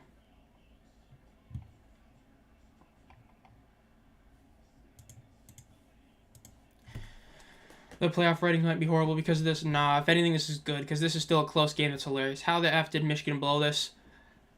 No touchdowns. Should have gotten those touchdowns earlier. Should have gone for it on fourth down. The Stallion cycle is real. Martinez sold his career in MVP chances. He's still going to get MVP, but he definitely sold his career with this one. Or Martinez did. Yeah, Corral immediately touchdown. Let's see. 1-point attempt. Do they get it? False start. I saw that movement on the left side. Michigan hasn't blown it yet. This is good ratings, actually. If Stallions win, I don't think the fans should be happy. They played ass. Facts. Yeah, if Birmingham wins this, it's kind of cool MVP. Michigan needs to score in this next drive. Do they? We'll see. Except that the game is long. Yeah, this is definitely going to end in a while. We're at 13 minutes, 40 seconds left. Both teams played ass. Michigan played good up until that fourth down when they decided to kick it. That moment. That was it. Since then, they have been horrid. At least on offense. Defense, they can only care for so long. Did Michigan play any better, though? Before the field goal, yeah, but after that, hell no. 1-point attempt is no good. 24-18. No extra points have been made in this game. 24-18, Birmingham has the lead.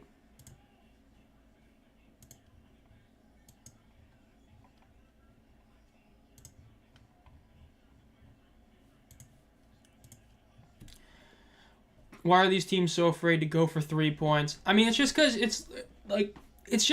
statistically, it's analytics, right? Analytically, it's almost never worth going for 3, because the odds of you getting it versus like the 2-point conversion are just so fewer that it's just never really worth it technically. But again, neither team has been able to make any extra points, so at that point, I actually agree. Why not? I mean, no team can make a 1 or a 2, so why not go for 3? You know what I mean? That I do understand. That 2 jersey brings out good memories. 21 unanswered points. I mean, hey, is what it is. Hey, Memphis did it.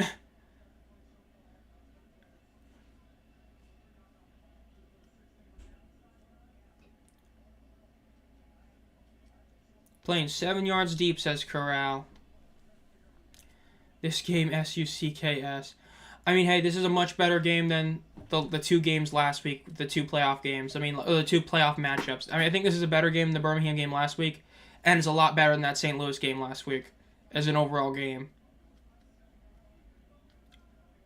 Out of bounds kick. Dude, out of bounds kick for Birmingham. So 50-yard line for Michigan. I mean, that's actually hilarious.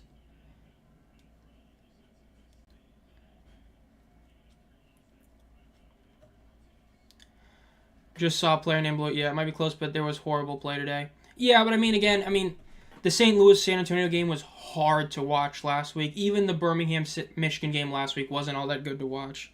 But I mean, it's still better to be a close game than a blowout. I would go for 3 every time. Neither 1 or 2 points conversion had a 50 conversion rate. That is true, but I would also say that most of that is DC. DC by themselves were like 1 or 2 of 11. Like, DC pulled that average down so much because they just couldn't do it.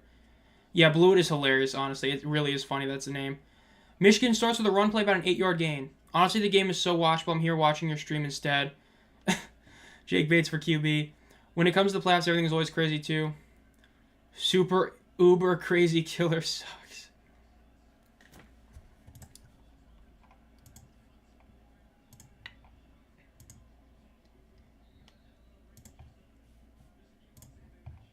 This is definitely a game of all time.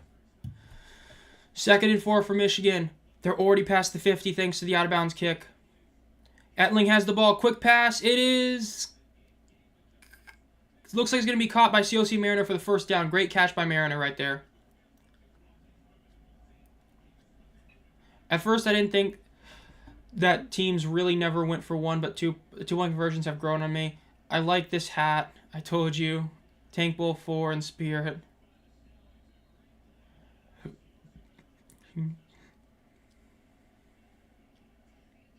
Mariner definitely is the MVP for the Panthers today. He's been incredible today. For the most part, it's been insane. The times he's dropped the ball were usually overthrown passes. Tipped ball, incomplete. That was a great tip by Birmingham. It's going to be 2nd and 10 now. I hope it goes into overtime. True. We have not had a single overtime game this entire season. Coach Flip drove me insane going for so much. I think there's a lot of things that the Showboats coaching staff and GM staff can get you upset at. Never retooling the O-line until it was like week 8. I mean, the defense is the winning team MVP. True. I mean, Mariner's been great. Bates was great. The defenses for both teams have been great. Etling throws a pass to the right side, completely wide open, free first down. Mariners need targets, and once he got them, he went off. I mean, dude, the past 3 weeks, Mariner, you can argue, has been the best receiver in the entire league. The past 3 weeks, I don't know if you can really argue anyone's better than him, which maybe Justin Hall, but yeah. Where's Speaks at today? Yeah, true, we haven't really heard that much about Speaks today. I mean, I guess it's one of those things you can't always be dominant, but, like, I mean, technically speaking, he has, like, 1 tackle, so he is not having a great game. Hey, our offense line. T-Will overtime win throwback. No, I don't want that. I hated watching that. About a 4-yard gain right there. That game was so tough to watch last year. Michigan got that penalty that gave Pittsburgh basically that free touchdown to go to OT. It was not great. Tyler Vaughns. He was great too. I would say he was definitely up there. He had a couple weeks where he was just a monster. He had that like stretch early on in the season, and then the end of the year, definitely, yeah. Hey, our offensive line is a line. True. 2nd and 8. Okay, they only gave him 2 yards in that one. Let's see what they pull off here. All right. 11 minutes left. Etling fakes the handoff, quick pass to the right, and it's tipped and could have been intercepted if there was a defender around there. Of a fumble 6 last year, yeah, that dude, watching that live, the crowd popped off just for it to be overturned was hilarious. A big drop right there, just absolutely, kind of mishandled that catch. Could have been intercepted if a defender was in that area. It's going to be 3rd and 8 now. 2 of 10 and 1 of 6 third down conversion is horrific. Let that put into perspective how crazy it was that Arlington was almost 50%. Alright, Etling gets the snap, drops back. He's moving up. He's getting touched. He evades the sack. He throws it. It's tipped and is just incomplete. Another possible interception. Yeah, didn't like that forward handoff call. You're going to have to kick a field goal here. It's going to be a long one, but you got to get some points on the board. That was a big stop for Birmingham for sure. How is Etling in the NFL so long? I mean, hey, it's the benefit of being a journeyman that, is okay being like a receiver or something. Because I believe that there was a time with like New England he was playing different positions. But let's see. Going to be a long kick for Bates. He hasn't kicked since that one miss. This will put this game to a 3-point game. It's a 44-yard kick. He stopped. And it is blocked.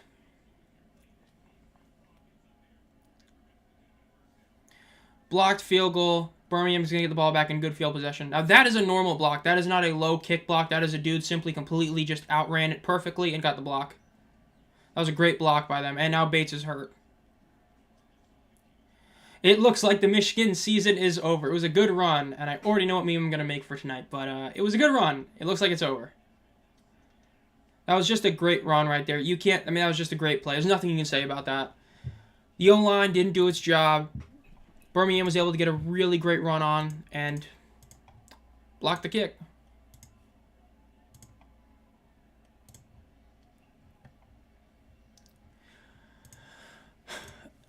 This is just something else. Mich guy should have picked up the ball. Was live. Could have had a TD. The rules of the field goal are different, so you can't really do that.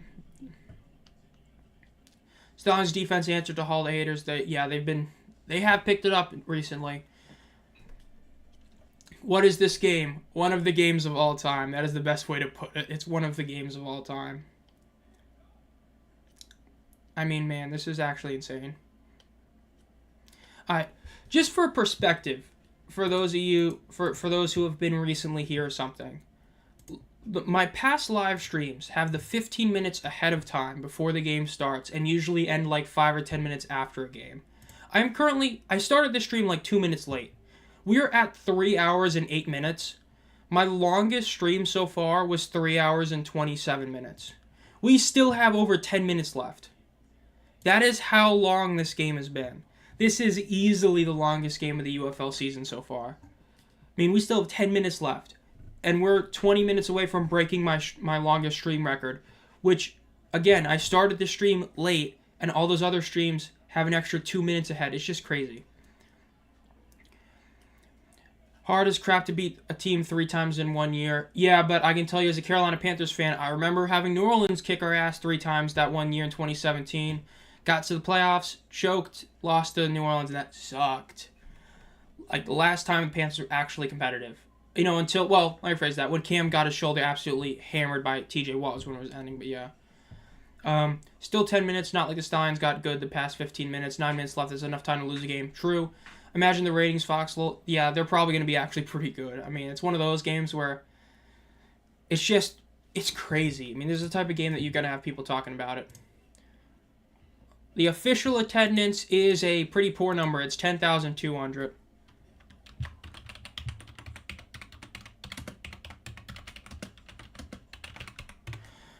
Yeah, the attendance is 10,287. Yeah, disappointing number for sure. There is my quote tweet on that. That is... Let's pull up attendance. That would be their 3rd best game of the season. So, massive L. Yeah, 10,000 is good, but 3rd highest is not good. You'd rather see that one be like... True, it's better than 9K, but not great. Bryce Perkins would probably win this game. I agree. With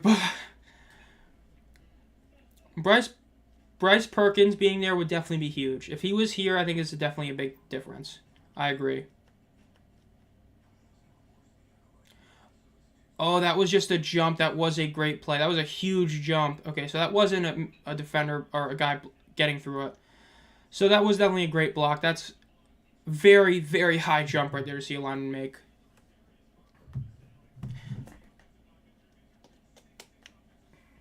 Now let's see what Birmingham can do. Birmingham gets the ball now, and they have a shot to pretty much ice this game. First pass is a quick pass over the middle, and he breaks a tackle. First down. About 11, 12-yard gain right there.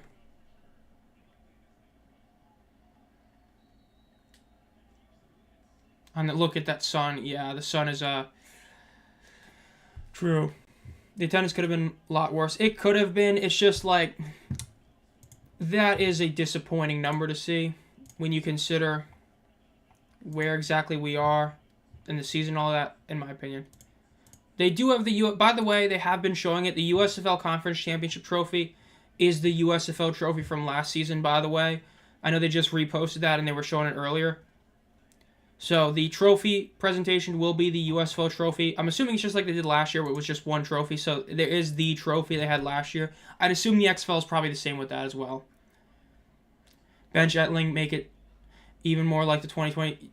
I mean, the 2022 game was injuries, right? There was no benching. It was, Smith getting hurt, Case getting hurt. So, yeah, but I think the USFL trophy is better than the XFL trophy, but at the same time, I think the UFL trophy is better because it is just a Lombardi clone. CJ Johnson would teach these a lot of lesson about tackling. 2nd and 14 for Birmingham. Drop back to pass. And it is incomplete. There's a flag. Looks like it's going to be on the... It looks like it's probably going to be DPI, or DPH. Let's see. Or DH, defensive holding. Let's see. Yep, sounds like holding. Maybe on the offense, but probably defense.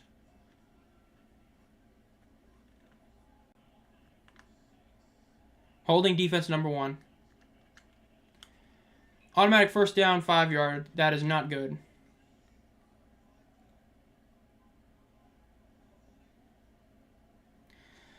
This is not going good for Michigan on this drive whatsoever. This is definitely not going good right there. That is not what you want to take. You had him at a 2nd and 14. You didn't even need to do that hold. You would have gotten that. You did not need to do a hold there. That was a bad penalty. I agree with G, man. That was a bad penalty. You did not have to take that. And just like clockwork, next play is a first down play by Deion Kane, who was showing some of what he did last year. Getting close to the first down. Close to a field goal range. It should just make CJ Johnson hold the receivers camp for the whole league a month before training camp starts. He wants to keep his head coach job. St. Louis carrying the whole league. In attendance, yeah. DC's numbers were a bit inflated, but yeah. It's Jover. I think it is probably.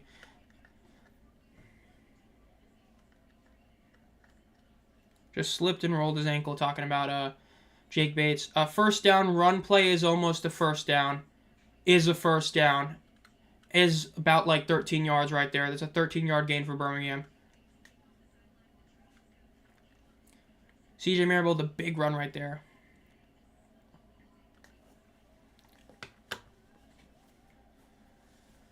CJ Marable proving why he was such an underrated player in the USFL in the past couple of years, doing what he's doing right there. Stallions have the will. If there is a will, there is a way. If St. Louis misses the championship, that would be horrible for the league. It would be pretty bad. From everything I've heard, the attendance will still be good, just not as good, naturally, like not nearly as good. But yeah, St. Louis making it would definitely be huge for the league. But we'll have to see how it works tomorrow. Again, St. Louis loses the game tomorrow, that'd be hilarious. There's no excuse for them to lose tomorrow when you consider all the injuries San Antonio has. We'll see. Because, yeah, I know that they're playing, but, like, McFarland is playing through an injury. Lovett's playing through an injury. A lot of their guys are, so. All right, second down for Beham. Going to be a close second down. This is like a slow death for Michigan. It just ain't going good for them. Let's see what happens in this next play. Maybe we'll see Breland Speaks finally do some stuff, some big plays. That's what the Panthers need. They need Breland Speaks to make some big plays. They really haven't had him do anything at all today, and that's going to be Not great. Let's see. 2nd and 3 for Birmingham. And gets blown out. That's great.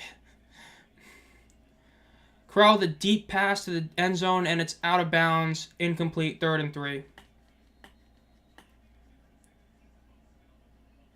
3rd and 3. They got to get the first down again. Michigan needs to stop him here. Stop here makes it a 9-point game, which, naturally is still a 1-score game. So let's see if they can pull it off. I mean, hey, the clock is, going down. We're at about 5.5 minutes left. We might, have this game end before, like 6:20, which would be surprising, but we'll see. Holt should run on every down from here on out. Fair. OMG, it's Royce. Yeah, Royce has been here for a minute. I mean, he hasn't commented in a little bit, but he's been here pretty much most of the stream. And it's a first down play for Birmingham. They're at about the 12-yard line now. Give us an overtime game. Dude, it really would suck to see the whole year go out without a single OT game. 1st and 10, 5 minutes left, and the clock is still ticking down.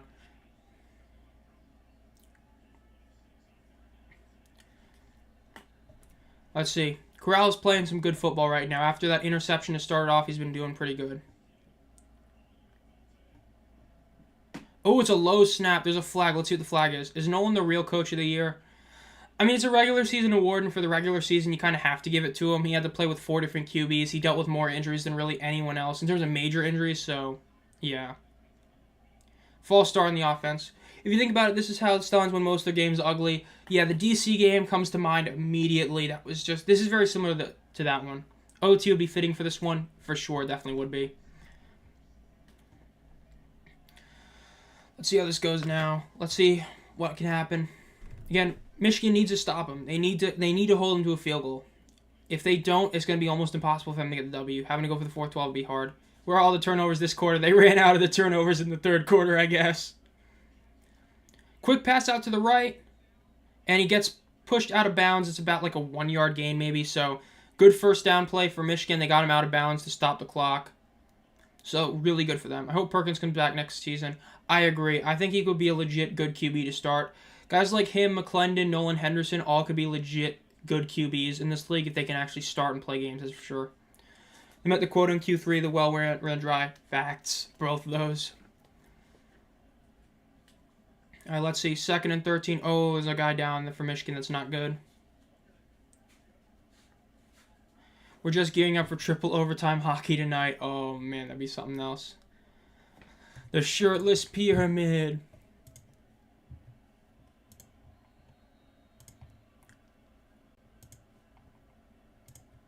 Let's see. The comments under that. Really, I'll say them. It seems like most 10.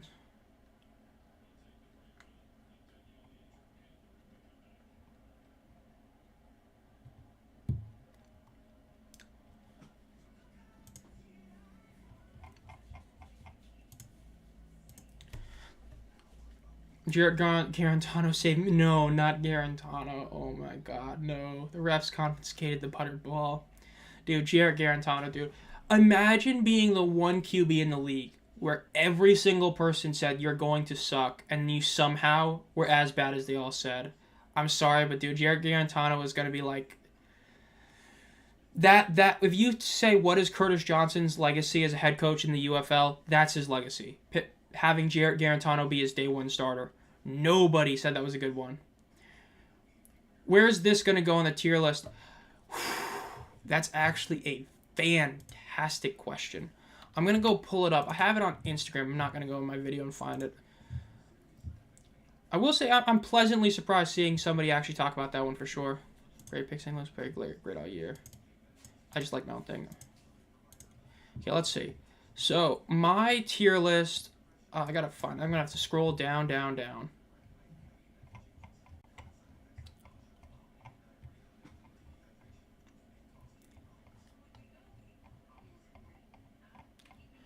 Let me go find it. I have the tier... There's the tier list. Okay.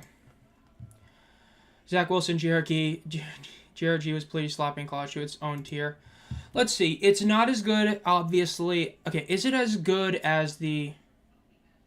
Oh, that's the wrong tier list again, dude. I pulled the wrong... Wait, did I not make that tier list on Instagram? Bro, that'd be a massive L if I did that. No, I found it. Okay. S tier. It's not as good as the North Championship game last year. It's not as good as the Star Stallions game last year. It's better than either Breakers Stallions game. That's for damn sure. Is it better than the Stallions Maulers Championship game last year? Probably. I'd say probably A or B tier. Did he actually exceed his hype? Nolan Henderson? Oh, Henderson, yeah, I think so. Even though his passing game was sometimes questionable, it was legitimately a really good play for him. I'd say when you consider how close this game was, and was crazy, I'd say it's probably around A or B tier, along with the General Stars or the Renegades Defenders, in terms of playoff games. Because, I mean, the turnovers make it too sloppy for it to go to S tier, obviously. It's not as good as either of the two S tier games, which we all know are the 2022 USFL Chip and the 23 USFL North Championship. Probably B tier, because while it was closer than the Renegades Defenders, it was a sloppier game. But it is definitely better than either of the two games I have in C tier. So at least saying it at this moment, probably B tier is where this game's going to go. And it's a touchdown for Birmingham. Birmingham is now up 30-18. Michigan's going to have to get a touchdown and go for the 4th and 12 to have any shot at winning this. That's pretty much it. It was a good season. I had us finishing 3-7, just like the Brahmas, and both teams exceeded expectations. Glad the Panthers made it to the playoffs, but it is over, barring a miracle. But you know what? It is what it is. It is what it is. Is it safe for me to cheer now? I think so. I think it's pretty much over at this point.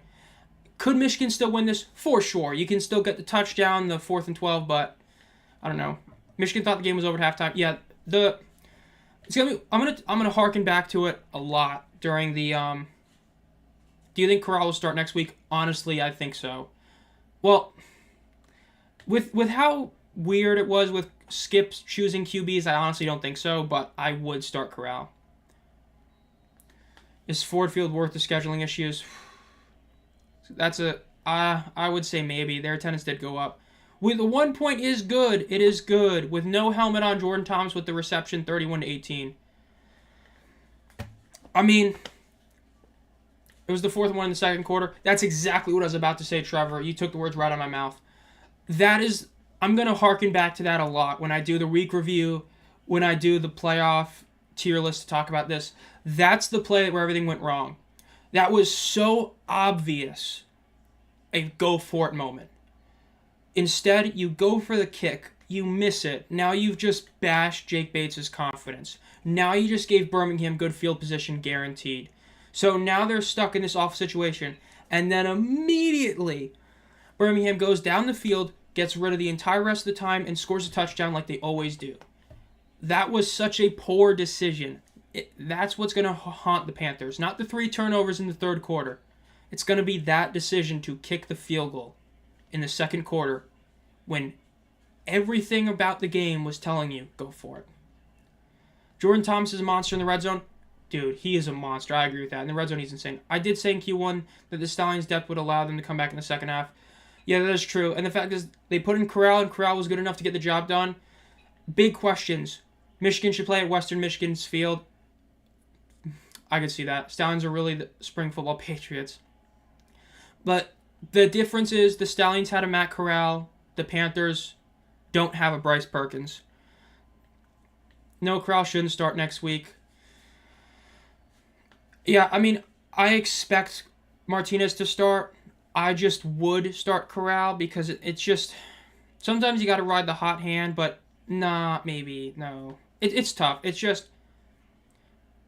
The Stallions don't win this game if they keep Martinez in. I fully believe that. Putting in Corral was the right call, so honestly, maybe you keep Martinez as a starter and just have Corral as that backup, getting him some good game time.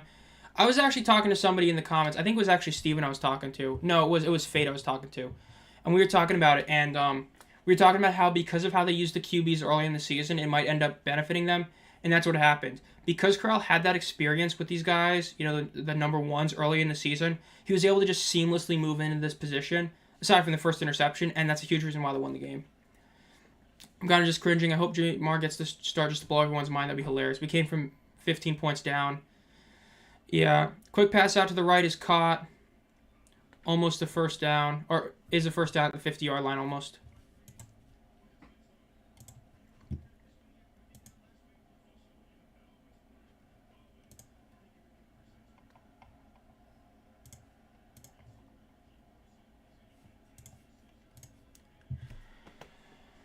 Pretty good, I agree. It is pretty good to come back from 15 points down like this, especially because you haven't allowed a point at all. Michigan has literally not scored since that last field goal they kicked in the second quarter.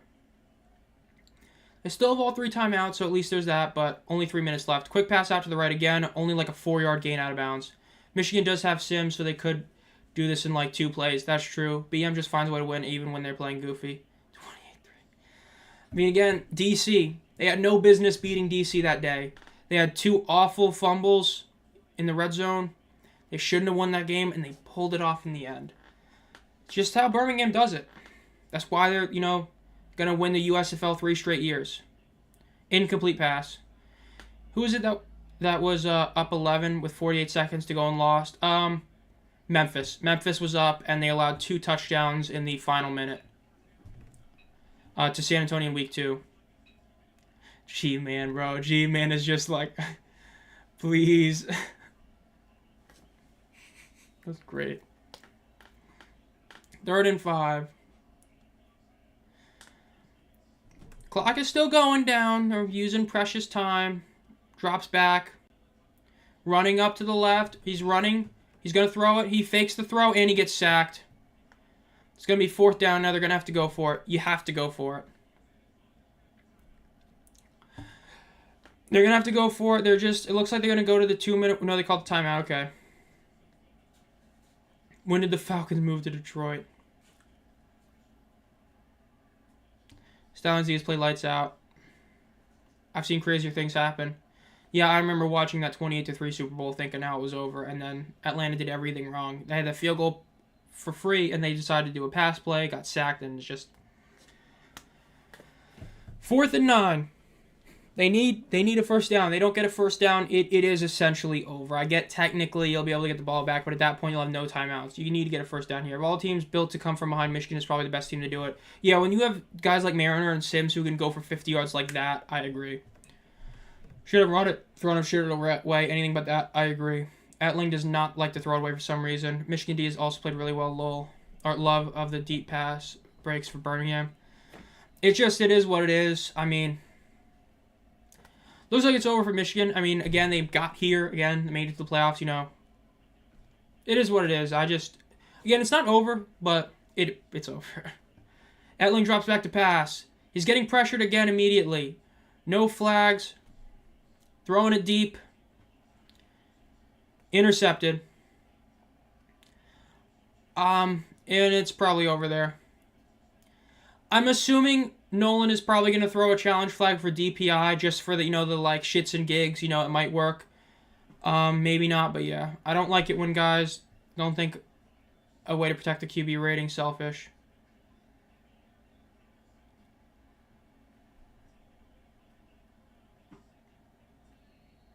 Defense came to play.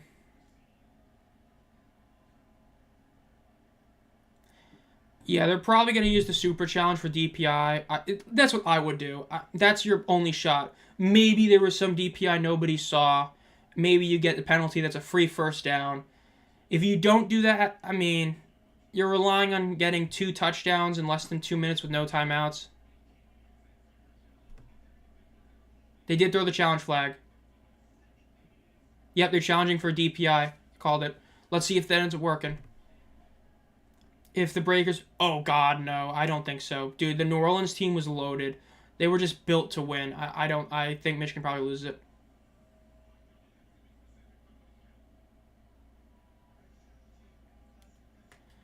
Let's see.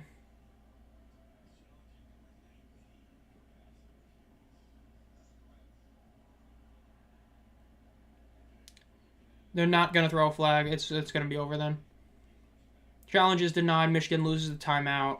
Lose the challenge flag, and it's pretty much over at that point. I do agree, though, they had to throw that challenge. You had to. But... who got the interception? That would have been Brown. Brown got the interception.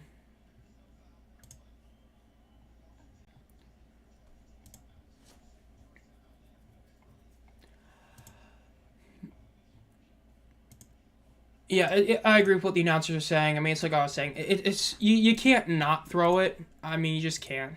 So does anyone watch the CFL? I've watched like a game. I know it just started like yesterday or 2 days ago, but yeah.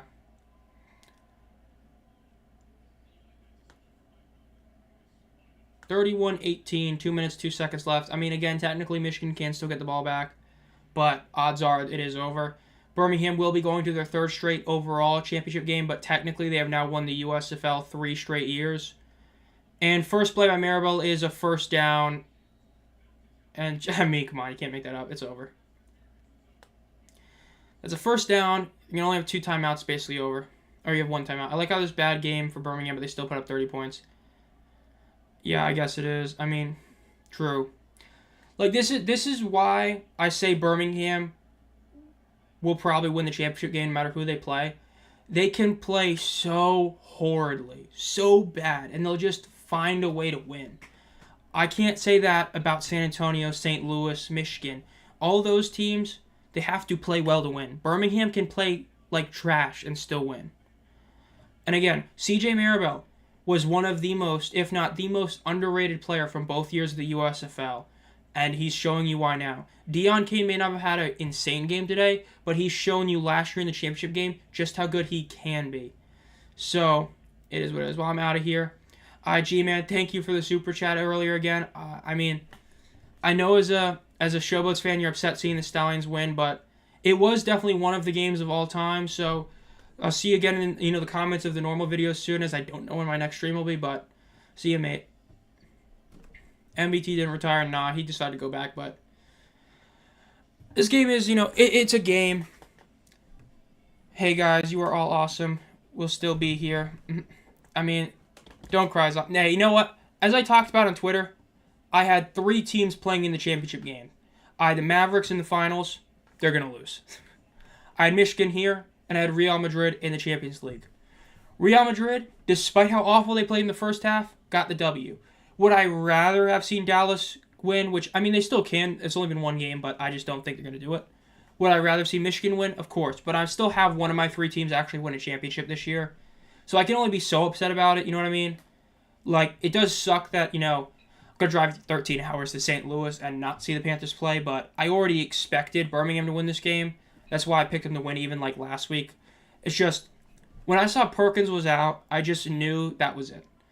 I said it Sunday, I believe it came out, when I did my playoff pick video.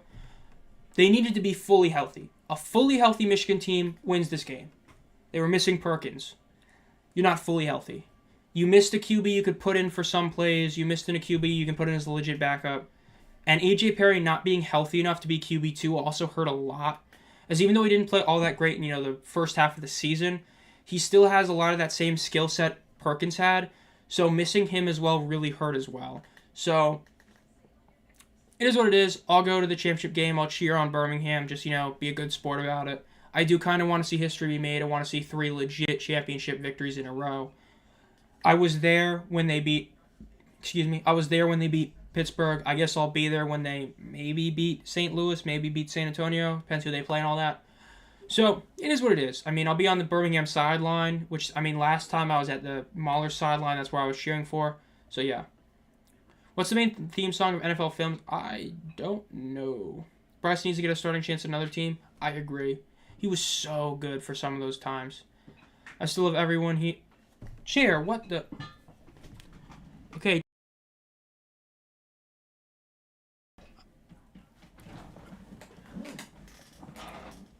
I wonder if teams can pay more players after they get bought. I honestly don't think so. I think they're probably going to do something where every contract is still the same for a while. Just because that's a much safer way to do it, honestly. But yeah.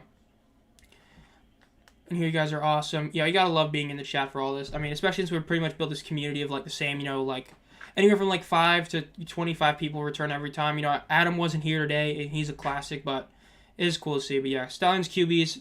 Wow, Corral really did have a good game minus the interception. 9-11 is great. Great show again. Thanks, no problem. I mean, it's great to see you here, Royce. I know the first few streams you weren't able to make it to all of them, but it's been great seeing you the past couple of them. And this was a game. I mean, the third quarter of this game will go down in history. That is one of, if not the single craziest quarter of football, any level of football I've ever seen. I mean, you're talking just insane turnovers after insane turnovers after insane turnovers. And yes, we did break the record for the longest stream on the channel, despite me starting the stream like 3 minutes later than I usually do. So yeah, this game was a long one. Easily the longest game of the season. Let's go. Notification.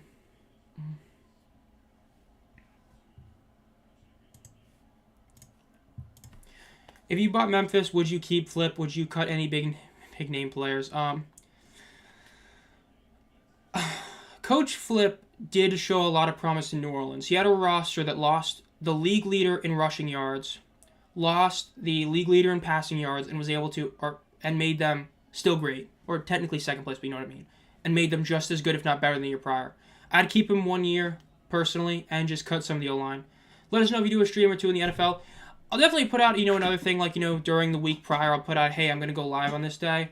I don't know for sure if I will do it, but I honestly do think about doing it. I mean, it depends if I get my whole stuff set up. If I do, I might do one in the NFL. Won't be on the Panthers. I'm not going to do a Panthers game. I would just, no, I'm not going to watch the Carolina Panthers in a stream, but, I mean, maybe. It'd be fun just to not care about it, but yeah. CW stream, great stream, Zomb. Thank you, guys. I mean, it's been a good one. I mean, again, the ending isn't what I hoped for, but it was a good game overall, even though the final score is going to be a pretty lopsided one. Like a 13-point score is not that close. But you know what? Overall, it means that my prediction for the playoff is so far perfect, 1-0. It means that my Fox Super 6 picks are true, with Birmingham having more points than Michigan. It still keeps it, my 2 of 3 record for my betting picks. I thought Michigan would cover, so I think it's good. We need to get the streams up to 30-plus simultaneous viewers. That would be cool to see. I mean, I know we were at like 10-ish, but now we're at like 20 and all that. So if we can hit 30 at some point, that'd be cool to see. I mean, we're getting... Honestly, though, I hope we can hit another huge subscriber goal soon. I mean, we're at like 823 now, so we're getting close to 850 and then close to 900, which is just crazy. UFL is only going to get better from here. Yeah, give them a full off-season of marketing instead of whatever the hell this past year was. Would be great. Nicely done, Zom. Have a great day, everybody. Hope you have a great day, too, Car. I mean... It's a fun stream. It really was. It is what it is, in terms of the team winning. But it was fun finally doing a Michigan stream. Even though we didn't win, it was still a good stream and all that. So, yeah.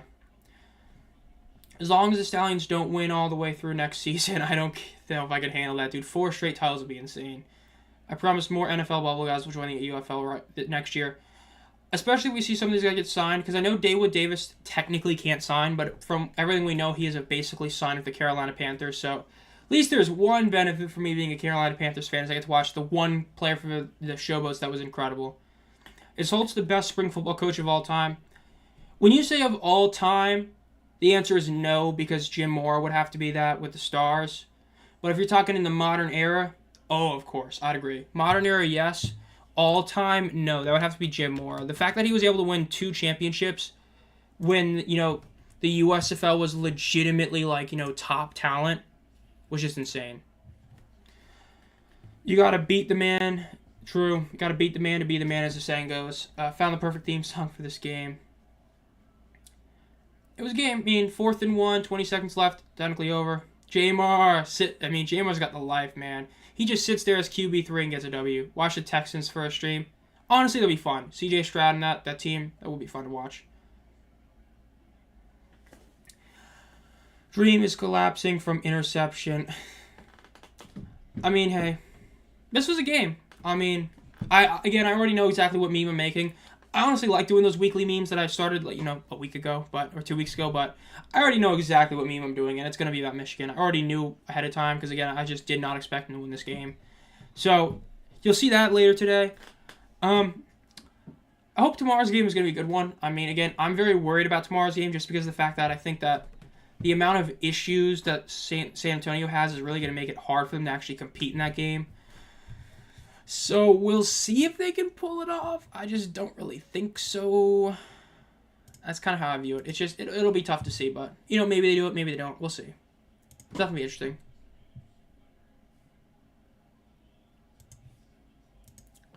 But you get excited first up. I did. I mean, they were up 15 points. It's just, as soon as they did that field goal where they didn't go for it, that was I just knew it was over.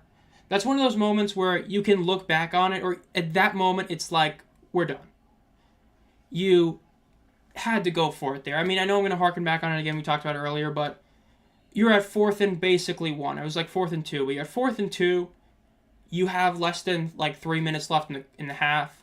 Your opponent, they play their best football in the 2-minute drill with 2 minutes left in the first half. And again, it's like what Roy said. It wasn't even just me saying it. We have 3 consecutive comments saying go for it and an overall sentiment of they should go for it. And instead they did the conservative thing and just kick it. But as I tried to say, their kicker, for how great his leg is, Jake Bates is not an accurate kicker. That's a reason why he finished with a 77 field goal percentage. So him missing wasn't even a surprise. The numbers tell you if you're going to kick it 5 straight times and he kicks 77%, 77 rounds to 80. 80 is 4 or 5. So him missing that 5th kick is the numbers being exactly what the numbers are. So the Stallions, congratulations. The Birmingham Stallions have officially three-peat the USFL, 2 USFL Championship games and 1 USFL Conference Championship game. So it was a massive thing for them. They're going back to another legit football championship game, this time in the UFL, to play to be determined. Whether it be the Stallions or the Brahmas, we'll see. It's going to be interesting. They lost to San Antonio, so it was a big thing there. And, of course, going against A.J. McCarron, you get a rematch of that incredible game earlier in the season. So, we'll see. Playing conservative is always bad. I mean, you had to go for it there. That's why they lost. I mean, this sucks. This is the second year in a row Michigan lost in the first round of the playoffs. But it's not even like you can really say anything about it. They did it to themselves. Yes, again, the turnovers were on both teams. But really what hurt you was the decision to not go for it. And even then, you can always mention the fact the third quarter, they got, the fake punt, then immediately turned the ball over. That really hurt. And I think especially because you're always going to have that what if Perkins didn't get hurt. Perkins would have definitely came into play. And considering how well he's played recently, he probably provides that massive spark for you that gets you the win in the end. No points in the second half is crazy. I mean, you know what? Honestly, this is just like how they made the playoffs last year against Philadelphia. I mean, Philadelphia put up like all their points in the first half, had this huge lead. Then in the second half, they just laid a total egg, scored 0 points. And the Panthers did just enough to win the game. Very similar to that one, honestly, just the other way, where Michigan this time is the team that lays the egg, honestly. Remember Mike Ditka in the 80s, always conservative when he had the best team in the league, and they kept blowing it in the playoffs, being conservative. And at least they made the dance. It's half the battle. I mean, yeah, it's not like, the NFL where if you're the Cowboys, it's a perennial cycle that sucks. You're never going to get a good draft pick, like a great draft pick. You can get good players, but you know what I mean? You're not going to get a top 5 pick. You're not going to lose. But, I mean, it hurts losing in the playoffs again. I'm still planning on getting a conference championship shirt. I have the one from last year. Probably going to get one for this year. When I'm going to get it, I don't know. Congratulations, Stallions fans. You're still a tick on steroids. Once you dig in, there's no getting you out. That's true. They had to play 2 QBs, still got the W. They did, nothing for 25 minutes and still won the game. It is. I mean, they're a cockroach. You just can't kill them. You hear a crunch, they get up. What was the attendance at this game? It was 10,280. Yeah, 10,280. It was their third best of the season, but it was barely better than the Week 8 game. Yeah, 10,287. Barely better than their Week 8 game. Worse than their Week 3 and Week 7 game. Third best of the season. So, not great, but it is what it is. It was better than 10K, which, people were very worried about, but yeah. So, overall, though, that means I was 2 of 3 on my picks, which I'll take it. I'm still technically perfect on my playoff resume, blah, blah, blah. So, I'll take that as well. Let me go find this and go tweet this out. Where did I put that? Jump championship picks. 24. Yeah, I had over 43 Stallions winning. 2 of 3 for the USFL championship game.